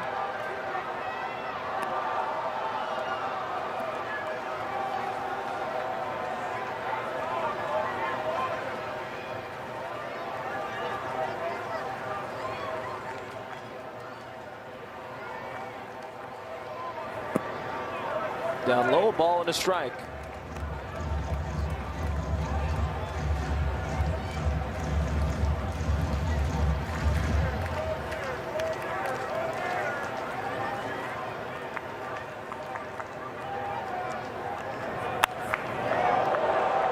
Zipped foul. Uh-oh. Tumbled down the staircase.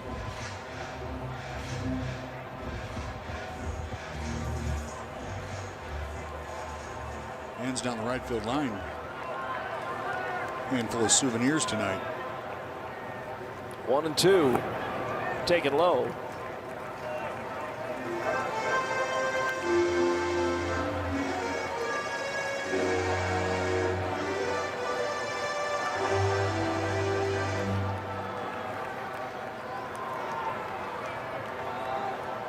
McNeil on first, the infield playing Soderstrom to pull. And the 2-2. Driven to right center field. That ball is not coming back. Add 2 more to the A's total. 8-0. Soderstrom homers again. It's his 16th of the year.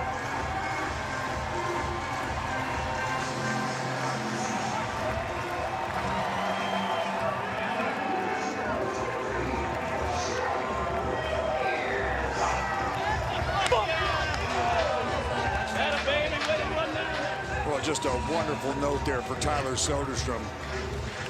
Over half of his hits have gone for extra bases.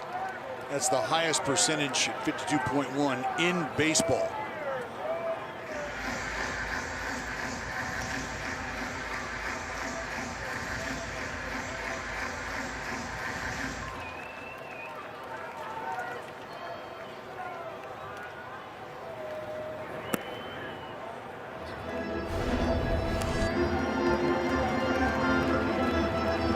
This pitch up, working its way in. Sodi able to beat Littell to the spot, up and in, and absolutely hammer that ball. Now Shea goes the other way. This one will stay in the ballpark. James Wood camps underneath and makes the catch. But Tyler Soderstrom leaves the building again this series. Bang! A 2-run shot, and the A's are up by 8.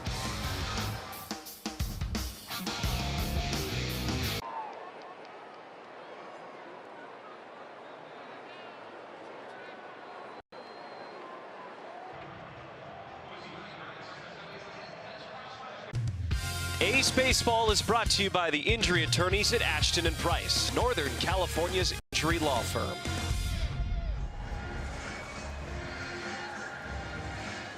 Into the seventh inning, 8-0. The A's lead over the Nationals. Tyler Soderstrom hit his second homer of the series and added to the A's total. JT Ginn against Abrams, Ruiz, and Lyle for a third time.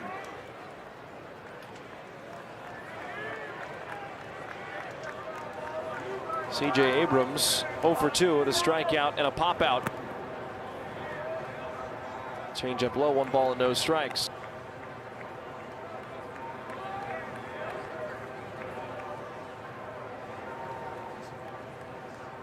JT Ginn has been fantastic and done a great job of keeping this lineup off balance. And we showed you earlier the pitch selection, pitch usage tonight.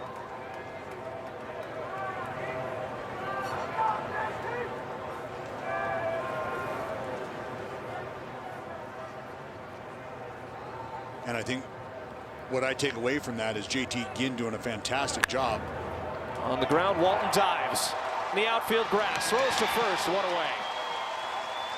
Defense has been at a premium tonight, Dallas Braden. It sure has, all across the diamond. We've watched Kuroda Grauer make fantastic play. And now here you've got Walton laying out. Keeping Abrams off the bases, which is always a good thing. I mean, we know how much offense can explode here in this ballpark. So at no point in time do you want to give your opponent any sort of breathing room. Keibert Ruiz 0 for 2, a pop out and a fly out. Ginn over his head, winds up the first pitch. Strike 1.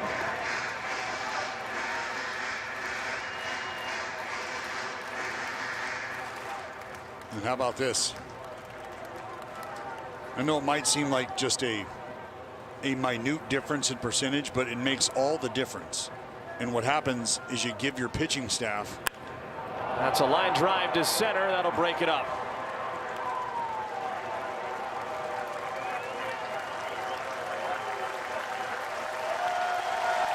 Here comes the standing ovation. And out comes Marcotte with 1 out in the top of the 7th inning. When I think Marcotte was letting James Roy know, yeah, we're good. I'm going to come out with a bit of a breather here. JT Ginn, time and time again, has showed up and showed out for this West Sacramento crowd. He does it once more. Only 1 hit against the right-hander in a time where the A's need it most. JT Ginn shines in Sacramento. Kotsay will go to the bullpen with an 8-0 lead. It's Hogan Harris for the A's.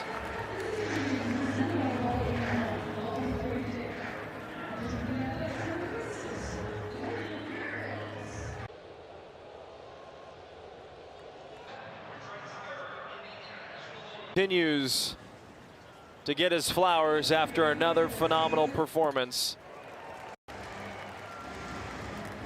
Hogan Harris is in the game against Dalen Lyle. 46th appearance, 3-0, 3.43 ERA. There is a base runner after 6 1/3 innings. Ginn finally gave up a hit to Keibert Ruiz. He is subsequently taken out of the game for Hogan Harris.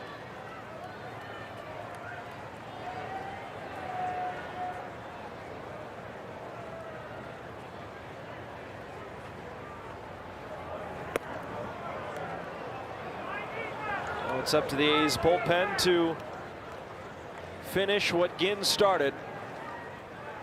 That's hopefully a convincing, commanding victory for the first time in quite some time. Harris misfires 3-1. And you hope everything's okay. And JT Ginn pitched a heck of a ball game. 3-1. The fastball is tipped by Lyle. JT Ginn around 4 innings his last 2 starts. We know he was dealing with flu-like symptoms 2 starts ago in Michigan. There's something going around in that state. And then Chicago, just a bit of a slower start for him, but not tonight. Ground ball to third, Kuroda Grauer to second, Wilson to first, and Lyle beats the wrap.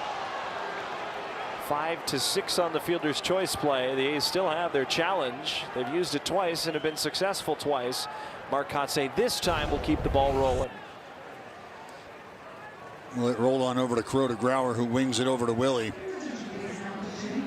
But the hustle out of the box makes all the difference there.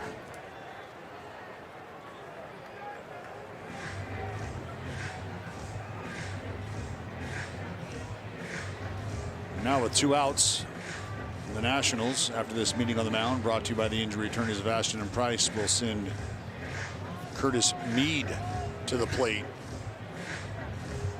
in place of Nunez.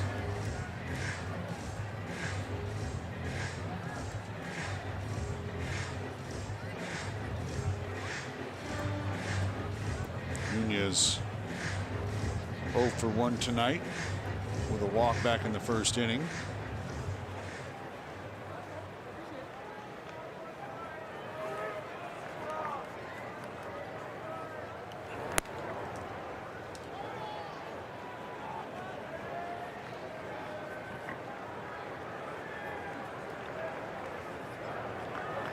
Mead had 4 hits last night.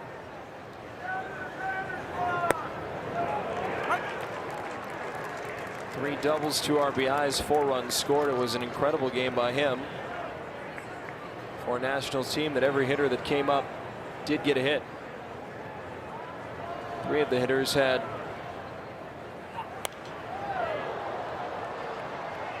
three hits or more. 6 Nationals hitters had multi-hit games last night.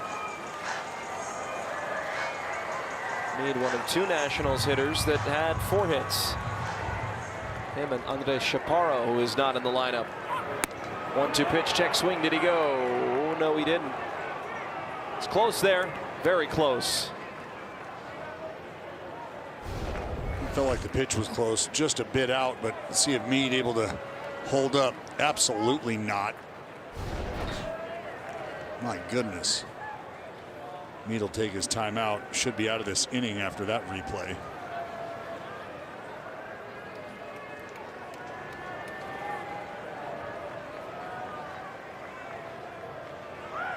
Two breaking ball. That'll get him. Langoliers hangs on. Hogan Harris finishes the 7th on defense for the A's. Back to the A's offense after the stretch. A's baseball is brought to you by Downtown Subaru of Oakland, home of pure pricing. Whether it's online or in person, with Pure Price, it's a win-win situation. Visit SubaruofOakland.com.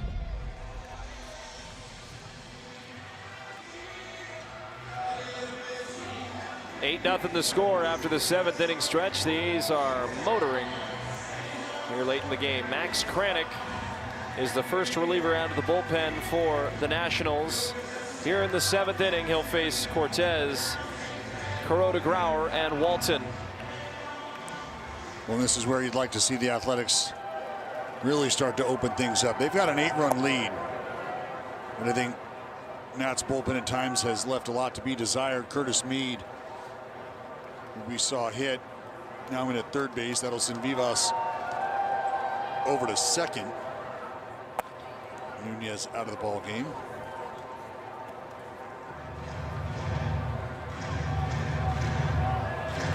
The scoreline holds. A's would have a chance for a series win at home. First time in quite some time. JT Ginn has put them in an excellent position to win the ball game tonight as Mark Leiter Jr. begins warming up in the bullpen.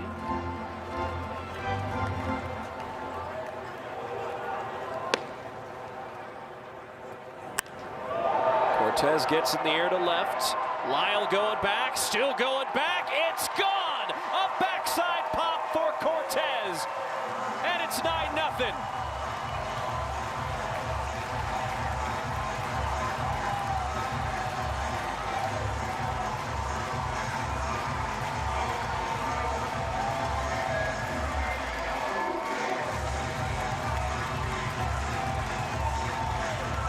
Well, the Nationals, Chris, have a bullpen that has struggled mightily. And Carlos Cortez able to jump all over a heater from Kranick up top and drive it out of the ballpark the other way.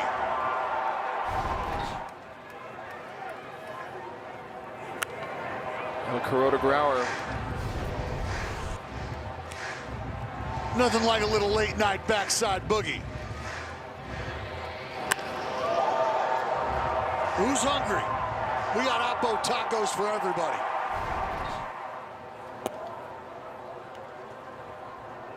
A's team that is feeling it at home right now. They've stayed connected. You can see the guys all understanding the task at hand, and that's starting to rack up wins here at home, a place that the A's have not been able to find a lot of success. They have not won each of their last 10 series here at this ballpark. 9 series losses, 1 series split.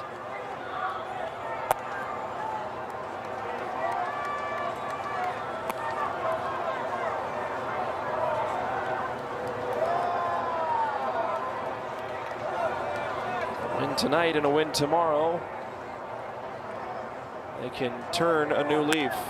Ground ball to short. Abrams waits back on it on 3 hops. Quick load throw to first. And 1 is away.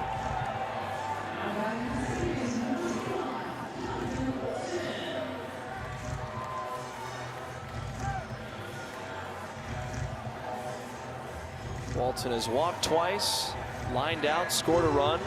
He's made a couple nifty defensive plays at second base. Keeping what was a no-hitter intact for JT again. They'll take low. Last time the A's won a series at this ballpark, April 28th through 30th.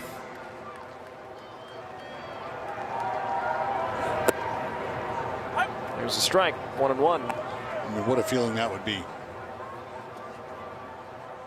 The A's looking to hopefully bring this skid to a halt, and it'd be nice to be able to get out of town with that ever elusive series win under your belt. Quite the way to start the second half. I mean, you look at what's happened for the Red Sox here over the last about 2 weeks or so, right? Yep. A team that had struggled from the start of the season to kind of find their identity, figure out how they were going to piece together ball games, and have now sort of hit their stride. And that's what the wild card picture looks like right now, with the Red Sox sitting in that 3rd spot.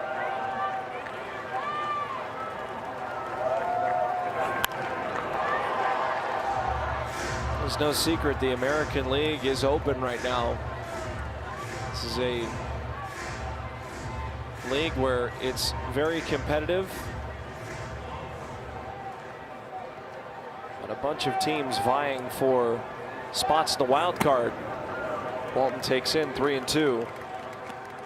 The emergence of the Rays, the White Sox.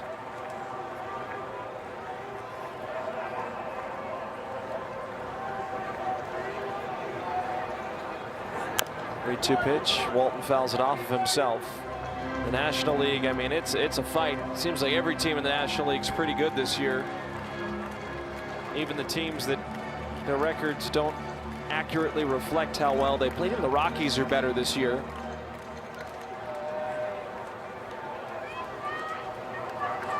How about the Buccos?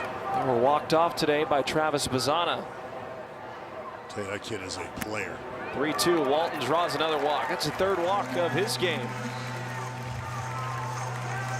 See, it's not just the home run ball that has been something to talk about for the A's offense. It's been getting on base, waiting pitchers out, and passing the baton tonight. And that's how you keep the line moving. That's how you pass the baton. It doesn't always have to be a barrel that does it.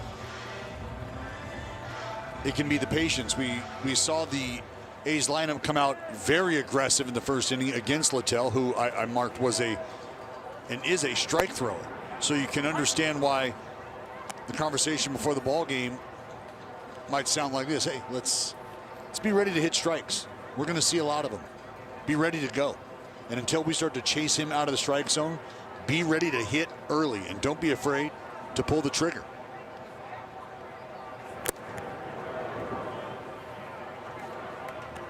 Nine runs off of 9 hits.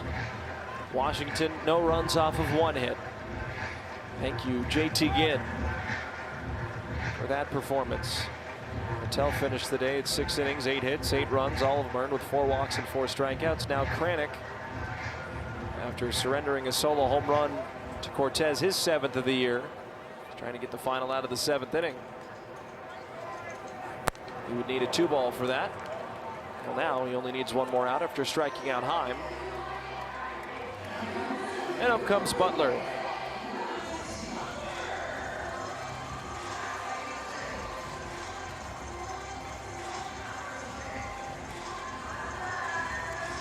You know, something else that we see happen when the Athletics are going well is you see turnover at the bottom of the lineup. Butler swings and fouls it off. Well, when we looked at this lineup during spring training, and obviously spring training was a long time ago at this point, we looked at a 1 through 9 order that anybody could beat you, no places to hide. Injury, some changes have caused you to look at this lineup a little bit differently with the new additions, but tonight some young new faces have stepped up in a big way, and some new characters like Donovan Walton as well. Of course, with Soderstrom and Wilson each homering, that's exciting. Cortez, who has been a very big bright spot in the A's offense, having a multi-hit effort, but Walton, Kuroda, Grauer, McNeil getting a knock. Everybody has had their hand in the fun tonight.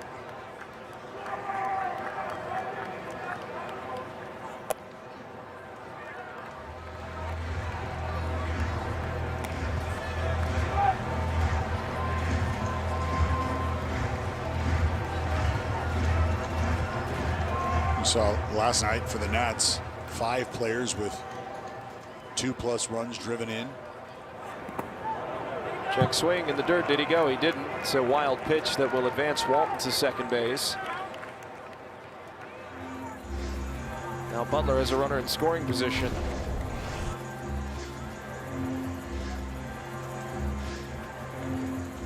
This ball just pops up, catches Ruiz on the top of the helmet.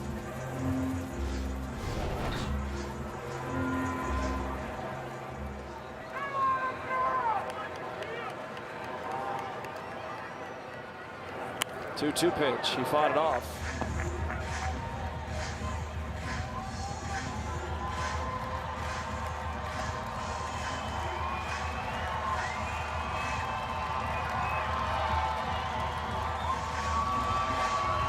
Donovan Walton at second. And Butler at the plate. Kranick's 26th pitch of the inning, the 2-2. Lawrence takes down low. He's been really good at working counts recently. I think a big part of why we saw Lawrence Butler there for a while start to work his way up and over the 200 mark in terms of average, and it has been a bit of a hill for him to climb, but it's because of at-bats like this. 3-2, and he works a walk. How about that? Kranick has given up a home run, now has walked 2 more, and Jeff McNeil will see action in the 7th, but not before Simon Matthews comes out for a meeting on the mound, which is brought to you by the injury attorneys of Ashton and Price.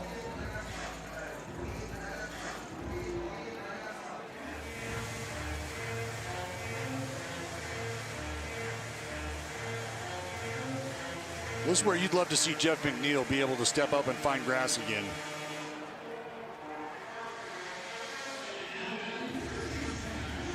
Get all your highlights, analysis, live updates, and more. Everything an Athletics fan needs. The NBC Sports app, California. Download now.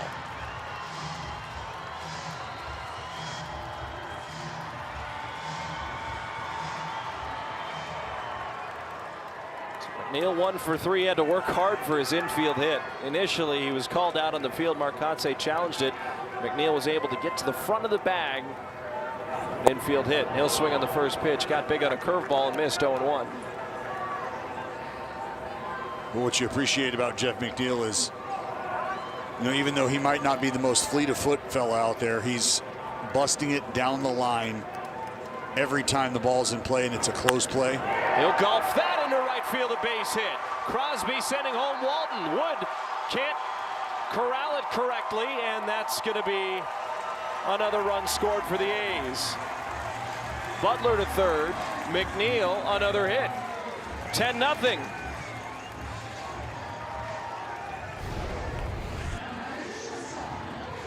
Well, he got another breaking ball, and he didn't miss this one. Able to scoop and sweep it out to right field. This ball off the thumb of James Wood.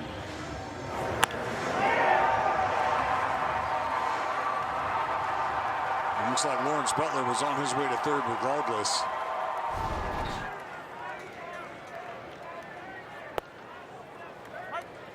And to the point about being able to turn the lineup over. It's going to be an RBI for McNeil on that single.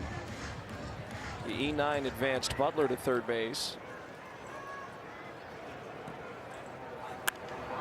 Wilson fouls it away.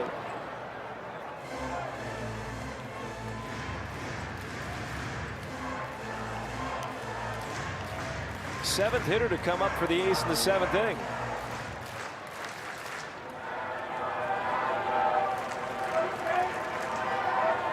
Kranich 0-2. Wilson shoots it into center, and it drops down. Butler scores, and Jacob Wilson a three-hit evening. 11-0. How about it? Just a complete flip of the script tonight for the Athletics. Everything that you saw the Nationals do last night, you're watching the Athletics do here tonight. And that's extend the inning with 2 outs, able to drive runs in, getting hits with guys in scoring position, something that was a struggle last night, something the Nationals did very well. And with that knock, that's going to be all for Kranich tonight. Gutierrez out to make a pitching change. We'll be back right after this.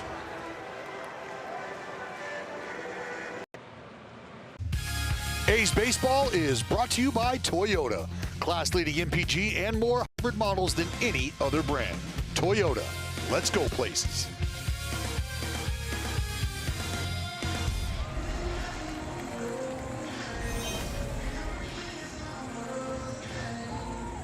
Seen that trend on TikTok?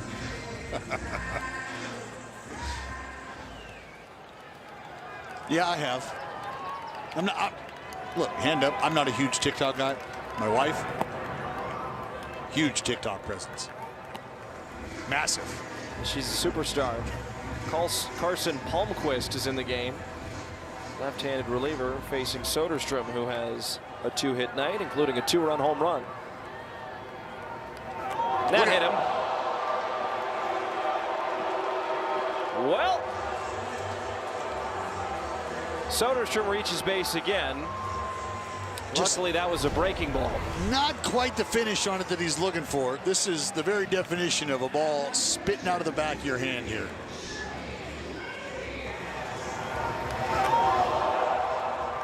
Ow. It's just irritating more than anything. Shea has liked hitting in bases loaded situations this ballpark. Remember last year against a lefty in Tarek Skubal. Grand slam from Langeliers. Indeed.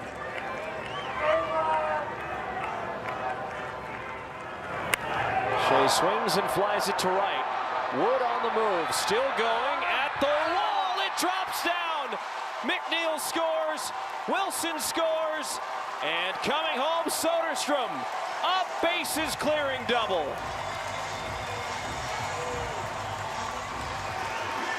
Insult to injury. It's 14-0. My, oh my. A's looking for a little payback after the drubbing at the hands of the Nats last night, and continue to deliver blow after blow here late in the ball game. James Wood gets all sorts of turned around out there in right field. Can't track it down. And the merry-go-round just continues to turn. Here's Cortez, who led off the inning with a home run. Takes a strike.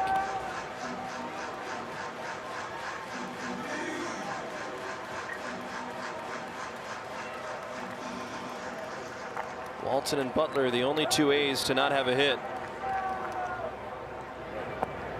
Langeliers and Heim, the only two to not score. Well, ball up in the air, you got 2 outs, get the motor running. McNeil's going to watch it drop. Here comes Willie and Soderstrom in trail.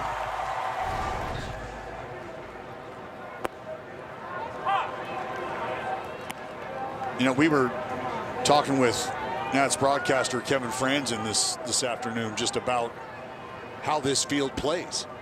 And he even remarked, and from experience for Kevin Franzen, having played at this ballpark, you just simply cannot give up on balls in the air.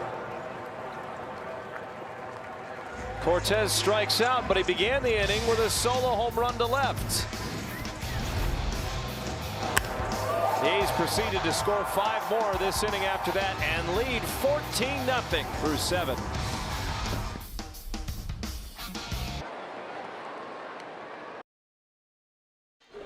This copyrighted telecast is presented by authority of the Athletics and may not be reproduced or retransmitted in any form, and the accounts and descriptions of this game may not be disseminated without the express written consent of the Athletics. That was on this date last season in Cleveland. Brent Rooker belted his 100th career home run. It was a solo shot in the 5th inning against the right-hander Slade Ciccone. What a week it was for Rooker. First the show he put on at the Home Run Derby, then a 3-run home run in the All-Star game, and finally hitting the first 2 home runs in the initial swing-off in Major League All-Star history. Robbed of the Derby championship. Yeah. That's, I mean, it's not even a conversation. Should have been the MVP. Should be back-to-back years with an A's. Correct. Well, in my mind, it is. My scorebook says that not only did he win the Derby, won the MVP, Shea Langeliers, this year's AL MVP, the All-Star Game MVP.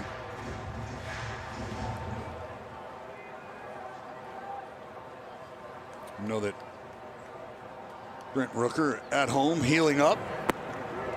Holbrook's doing well. I know he's been checking in with the boys. Successful surgery on the cartilage in his knee. Rooker will be expected to be able to start 2027 on time. 1-2 pitch outside, 2 balls and 2 strikes. Some other good news, Luis Severino starting to progress a little bit, as well as Denzel Clark. Could be a matter of weeks before we see Denzel Clark take the baseball field again. Geloff as well, sooner rather than later. Breaking ball fouled away by Vivas.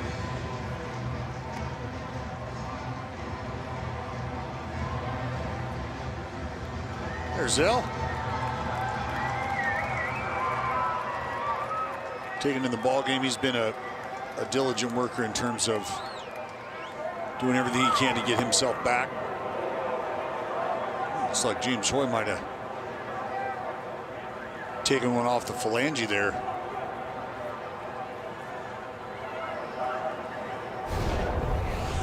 Take a look, see. It's like off that right hand. Ow.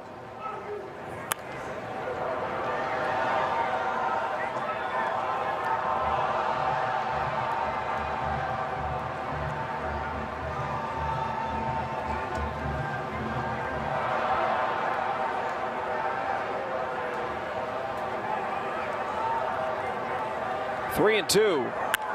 Vivas rips that into right. Second hit for the Nationals.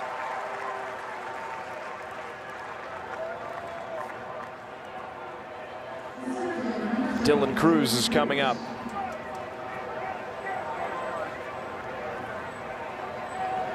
It's been an outpouring of offense. The pitching has been great as well. JT Ginn has led the charge.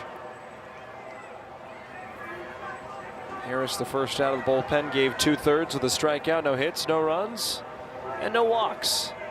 Now it's Leiter's turn to keep Adding goose eggs. Cruz pops it up and out of play.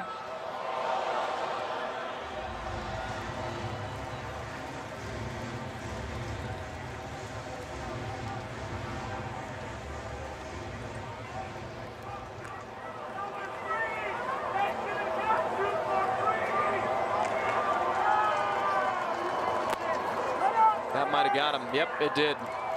Cruz is plunked on a breaking ball in the front elbow.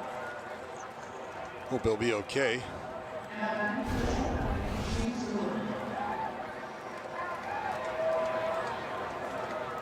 Oh. That's brutal. Yeah. Yeah. Just a flesh wound. And I'm not entirely convinced that that elbow didn't make just a slight little effort to get out. I mean, James Wood swings and misses on a sinker. He's a pretty good baseball player, Dallas. decent baseball player. 50+ extra base hits, 80+ walks, 90+ runs. This is the most seasons that those totals have been reached before a player's 100th game in that season. That is absolutely absurd. Look at Babe Ruth, 9 times for the great George Herman. I don't know if that number will ever be beaten. Doubtful at this point. Look at, I mean, my goodness. And if Luke Gehrig and Ted Williams. Talk about rarefied air.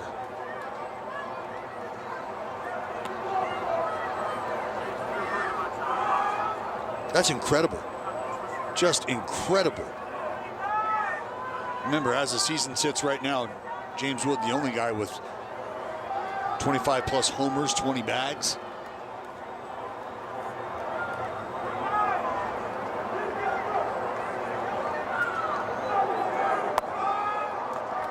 I was watching MLB Network and looking at some of the questions they asked their pundits, and they asked Greg Amsinger who he would build his team around for his future, and he picked this guy, James Wood, over the field of young talent.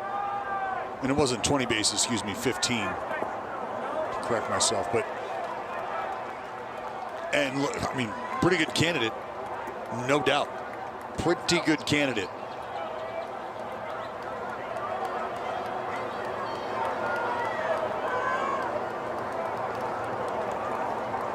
I know P. Crow Armstrong, a lot of consideration in that conversation. Called strike 3. Wood won't challenge.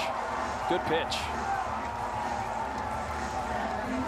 And that is a sinker that is dotted. That is now the 7th strikeout for James Wood in these first 2 ball games. That is painted by Leiter.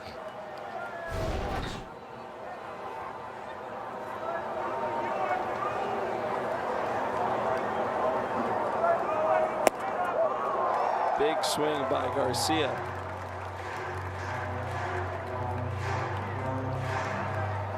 He's 0 for 3 with 2 strikeouts. This is a player that, you know, we're at this time in July, Dallas, that has been talked about a lot in terms of the trade buzz for what he's been able to produce out of the first base position. His offense, a 20-homer first half. Possibly a guy, depending on how the Nationals decide to play this, could end up in another uniform by the end of July, early August. Yeah, I mean, when you think about being able to capitalize on certain players and their performance, and you're walking that fine line between trying to keep guys in the building to help the push you think you're making, or at some point in time do you have to concede and think about making your group better for the future? I mean, those are tough conversations to have. Those are tough projections.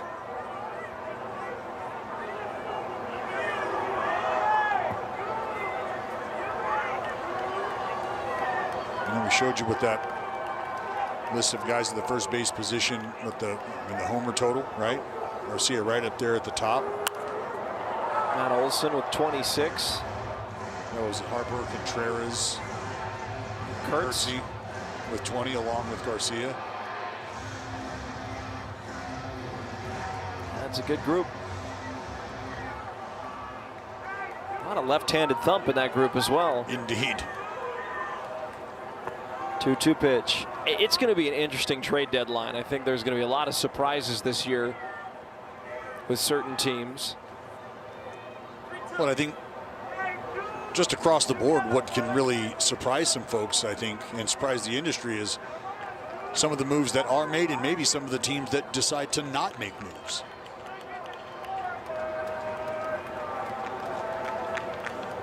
Three and two. Called strike three. Garcia Jr. was thinking something different. A sinker does him in. Back-to-back Ks for Leiter Jr.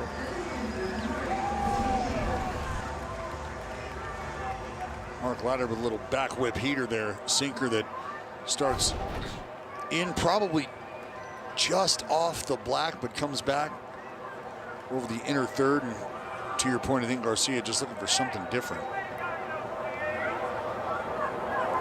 Tana is up, taking a curveball outside.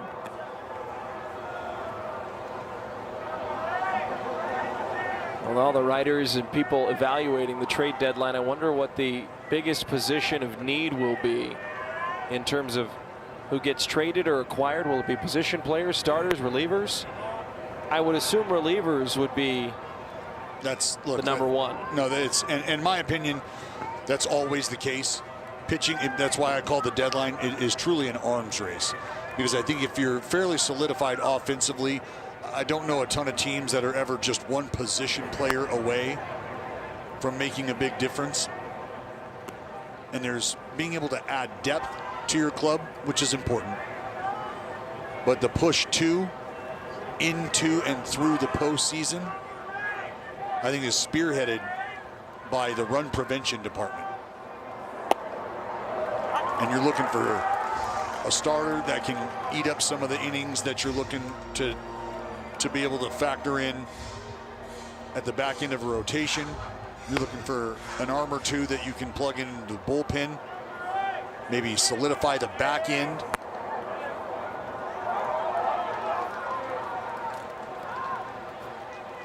Base is now loaded.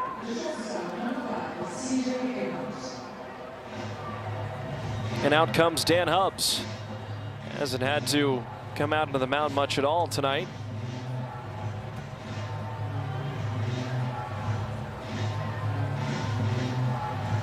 Either way, I think most every team could be in the market to add something.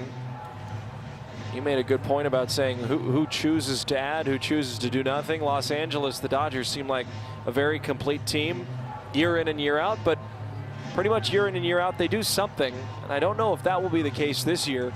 But teams like the Marlins, who we've seen recently, the White Sox, who we've seen recently, even the Tigers, who are starting to surge a little bit, could be in the market. And for a team like the Boston Red Sox, where you thought, you know, in May, leading into early June, maybe their season was over.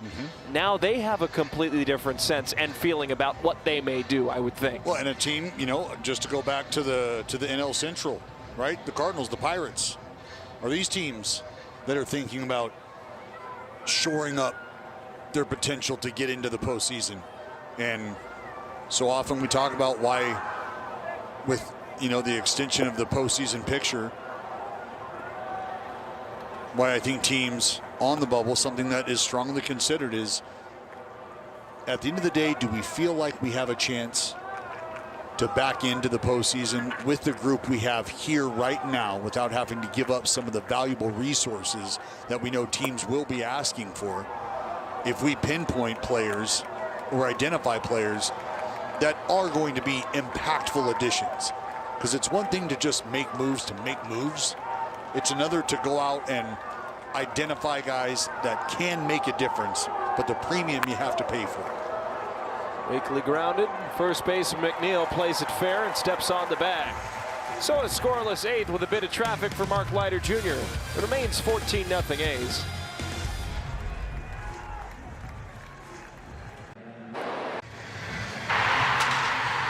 This game summary is brought to you by Toyota. 2 touchdowns, 2 extra points. The A's lead 14-0. We have not said that in a long time. Again, sensational. A's offense, sensational. A's bullpen, great. Zach Littell, a lot of loud contact. Keibert Ruiz, well, he's public enemy number 1 after breaking up the no-hitter in the 7th. But I think we'll forgive him as Joshua Kuroda-Grauer comes up.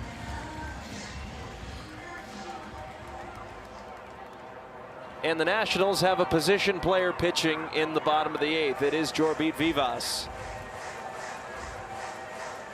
3rd career pitching appearance all this season. He pitched last night in a win. He did. Now he's pitching tonight, down 14.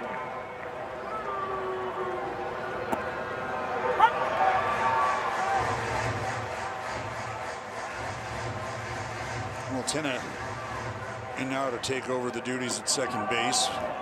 Vivas on the mound.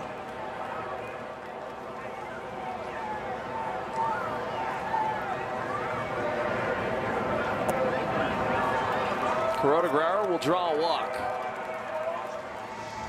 That's his first career walk. How about it? We talked so much about Jacob Wilson and whether he was going to walk, whether he was going to strike out. The ball was always going to be in play, it seemed like. And Kuroda-Grauer, I think, quietly has gone without a walk up until this point. Oh! Trainer! Get the ice pack ready. Walton has walked 3 times and has worn it once. There's going to be a welt on his body tomorrow.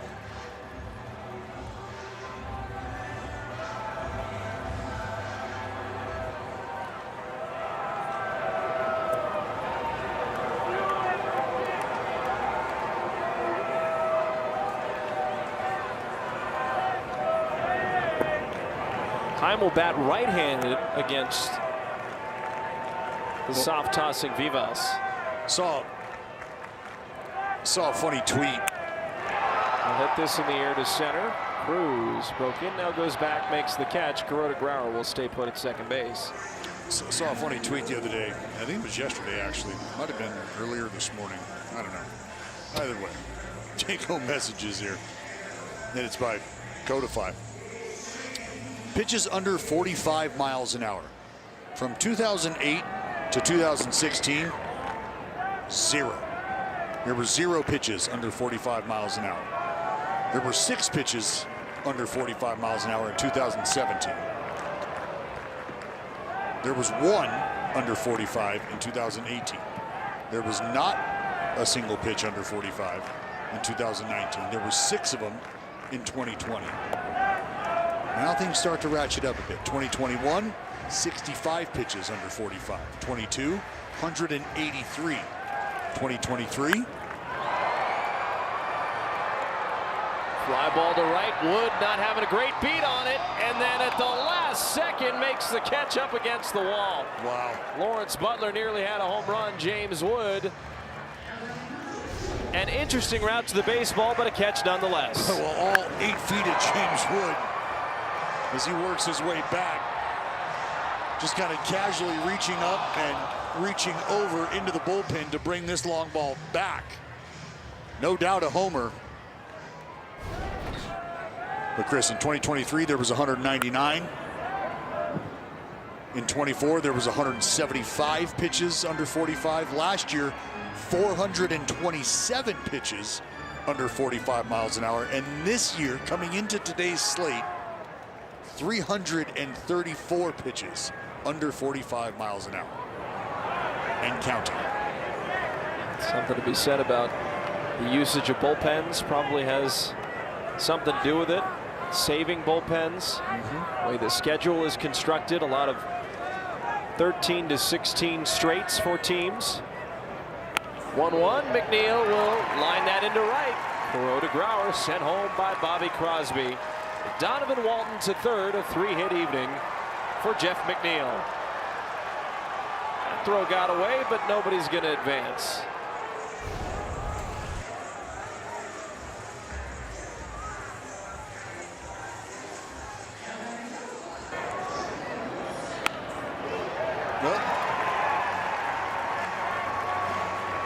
Jeff McNeil just taking what's given to him right now. I think the rest of the lineup probably doing the same.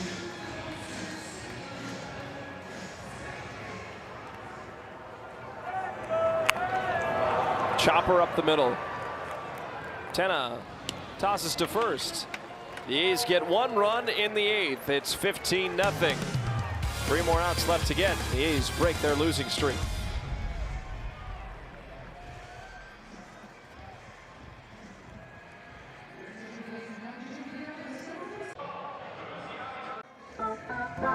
Don't miss your chance to grab some of the best giveaways of the season, from Shea Langoliers and Mark Kotze bobbleheads to our post-game fireworks shows and one-of-a-kind wearables.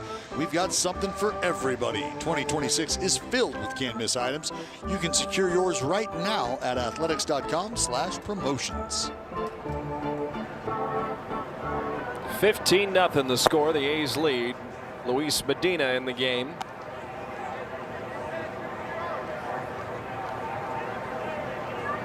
What a game it has been offensively. 15 runs off of 13 hits. 8 scoreless innings by A's pitching, most notably led by the A's starter, who has yet another quality start. JT Ginn, what a performance he had. It's laced into right center field. Cortez on the move. He's not going to get there. It'll one hop over the wall. To expand a little bit more about JT Ginn, he has stepped up over and over again, Dallas. Tonight, no exception. And I don't think anybody that has watched A's baseball and watched JT Ginn develop doesn't know that JT Ginn exhibits hallmarks of being a frontline competitor and a guy who, when we start to throw around the word stopper, a guy you want out there on the mound when the team has struggled and the team is in need of a big outing in a big moment. And he delivered tonight. 6 in the 3rd, just 1 hit allowed would leave the ball game immediately after that hit. 3 walks, 7 punch outs. It's his 9th quality start of the season.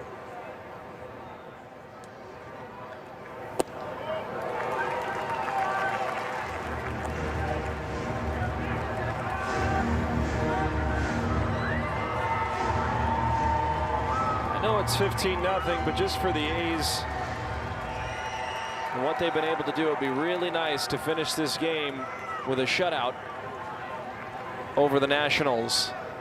Well, if we can. That's looped into right field. Late break by Ruiz. Back-to-back hits for the Nationals. Lyle gets aboard. I wonder if Curtis Mead will be credited for half a hit, considering how close he was to the plate. Yeah, I know. I get it. I'm all over it. Something that bothers me. It is a little get off my lawn, quite literally. Yeah, well, you know, I thought about giving Curtis Mead his debut rookie patch card until I saw how close he stands on that. that is flat out cruel. Yeah, well, and you decided to pull that card out of your pocket. No, I've decided to keep that card in my pocket. Put it back in your pocket. Jerk.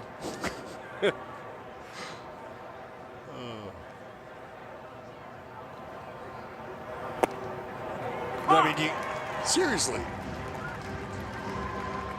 You can see where Vivas is standing. He's on the dirt near the on-deck circle. What a crazy thought, right? See him down there, right here?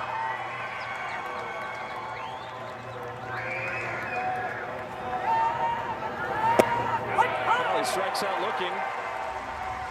So maybe the free peaks weren't good enough.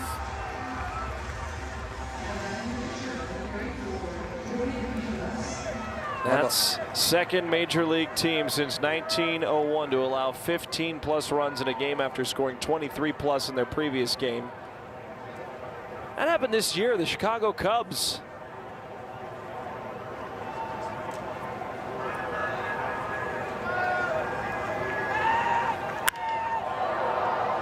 Vivas gets in the air to left.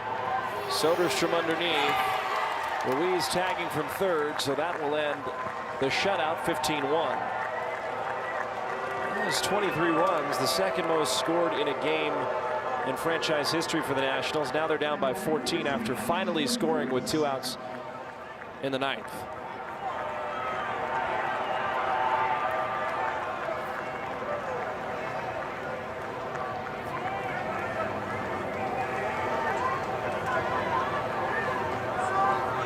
You know what? You could hear a little displeasure from the crowd after the run scored there, erasing the shutout.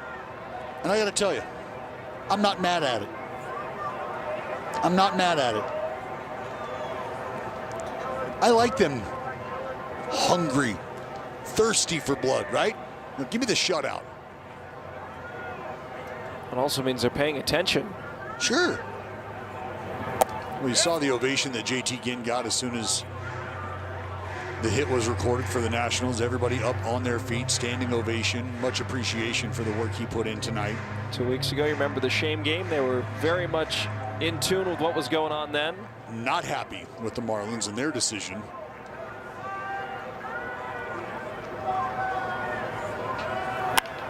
On the ground, this should do it. Wilson to second. That's the ball game. The A's snap their 10-game losing streak with a 15-1 winner tonight on a Sacramento Saturday. Top to bottom, an excellent performance for the A's. Just the response they needed after losing by 19 runs just one night ago. And it starts with a fantastic effort at the plate by the A's offense, spearheaded by that man right there. Jacob Wilson, first pitch of the ball game the A's would see, ridden out of the ballpark for an early lead that they would never relinquish. And then JT Ginn did a lot of the heavy lifting on the boys, for the boys on the mound, and the bullpen followed suit. And Chris, that is the kind of bounce back performance you like to see. It's a definitive win for the Athletics just after a night where it seemed like they were not able to put much together at all, whether on the mound or at the plate. So a great job of being able to come together, have a very quick goldfish-like memory, and erase that big loss last night. A's looking for their first series win at this ballpark since late April. It's Foster Griffin, the all-star, against Jacob Lopez. A battle of southpaws, and hopefully Lopez can find the stuff to give the A's a series victory here in West Sacramento. Well, the A's win tonight. Thank you, folks. Stay tuned, though. A's Cast on NBC Sports California with Chris Townsend and Steve Sachs, presented by Toyota, starts right now.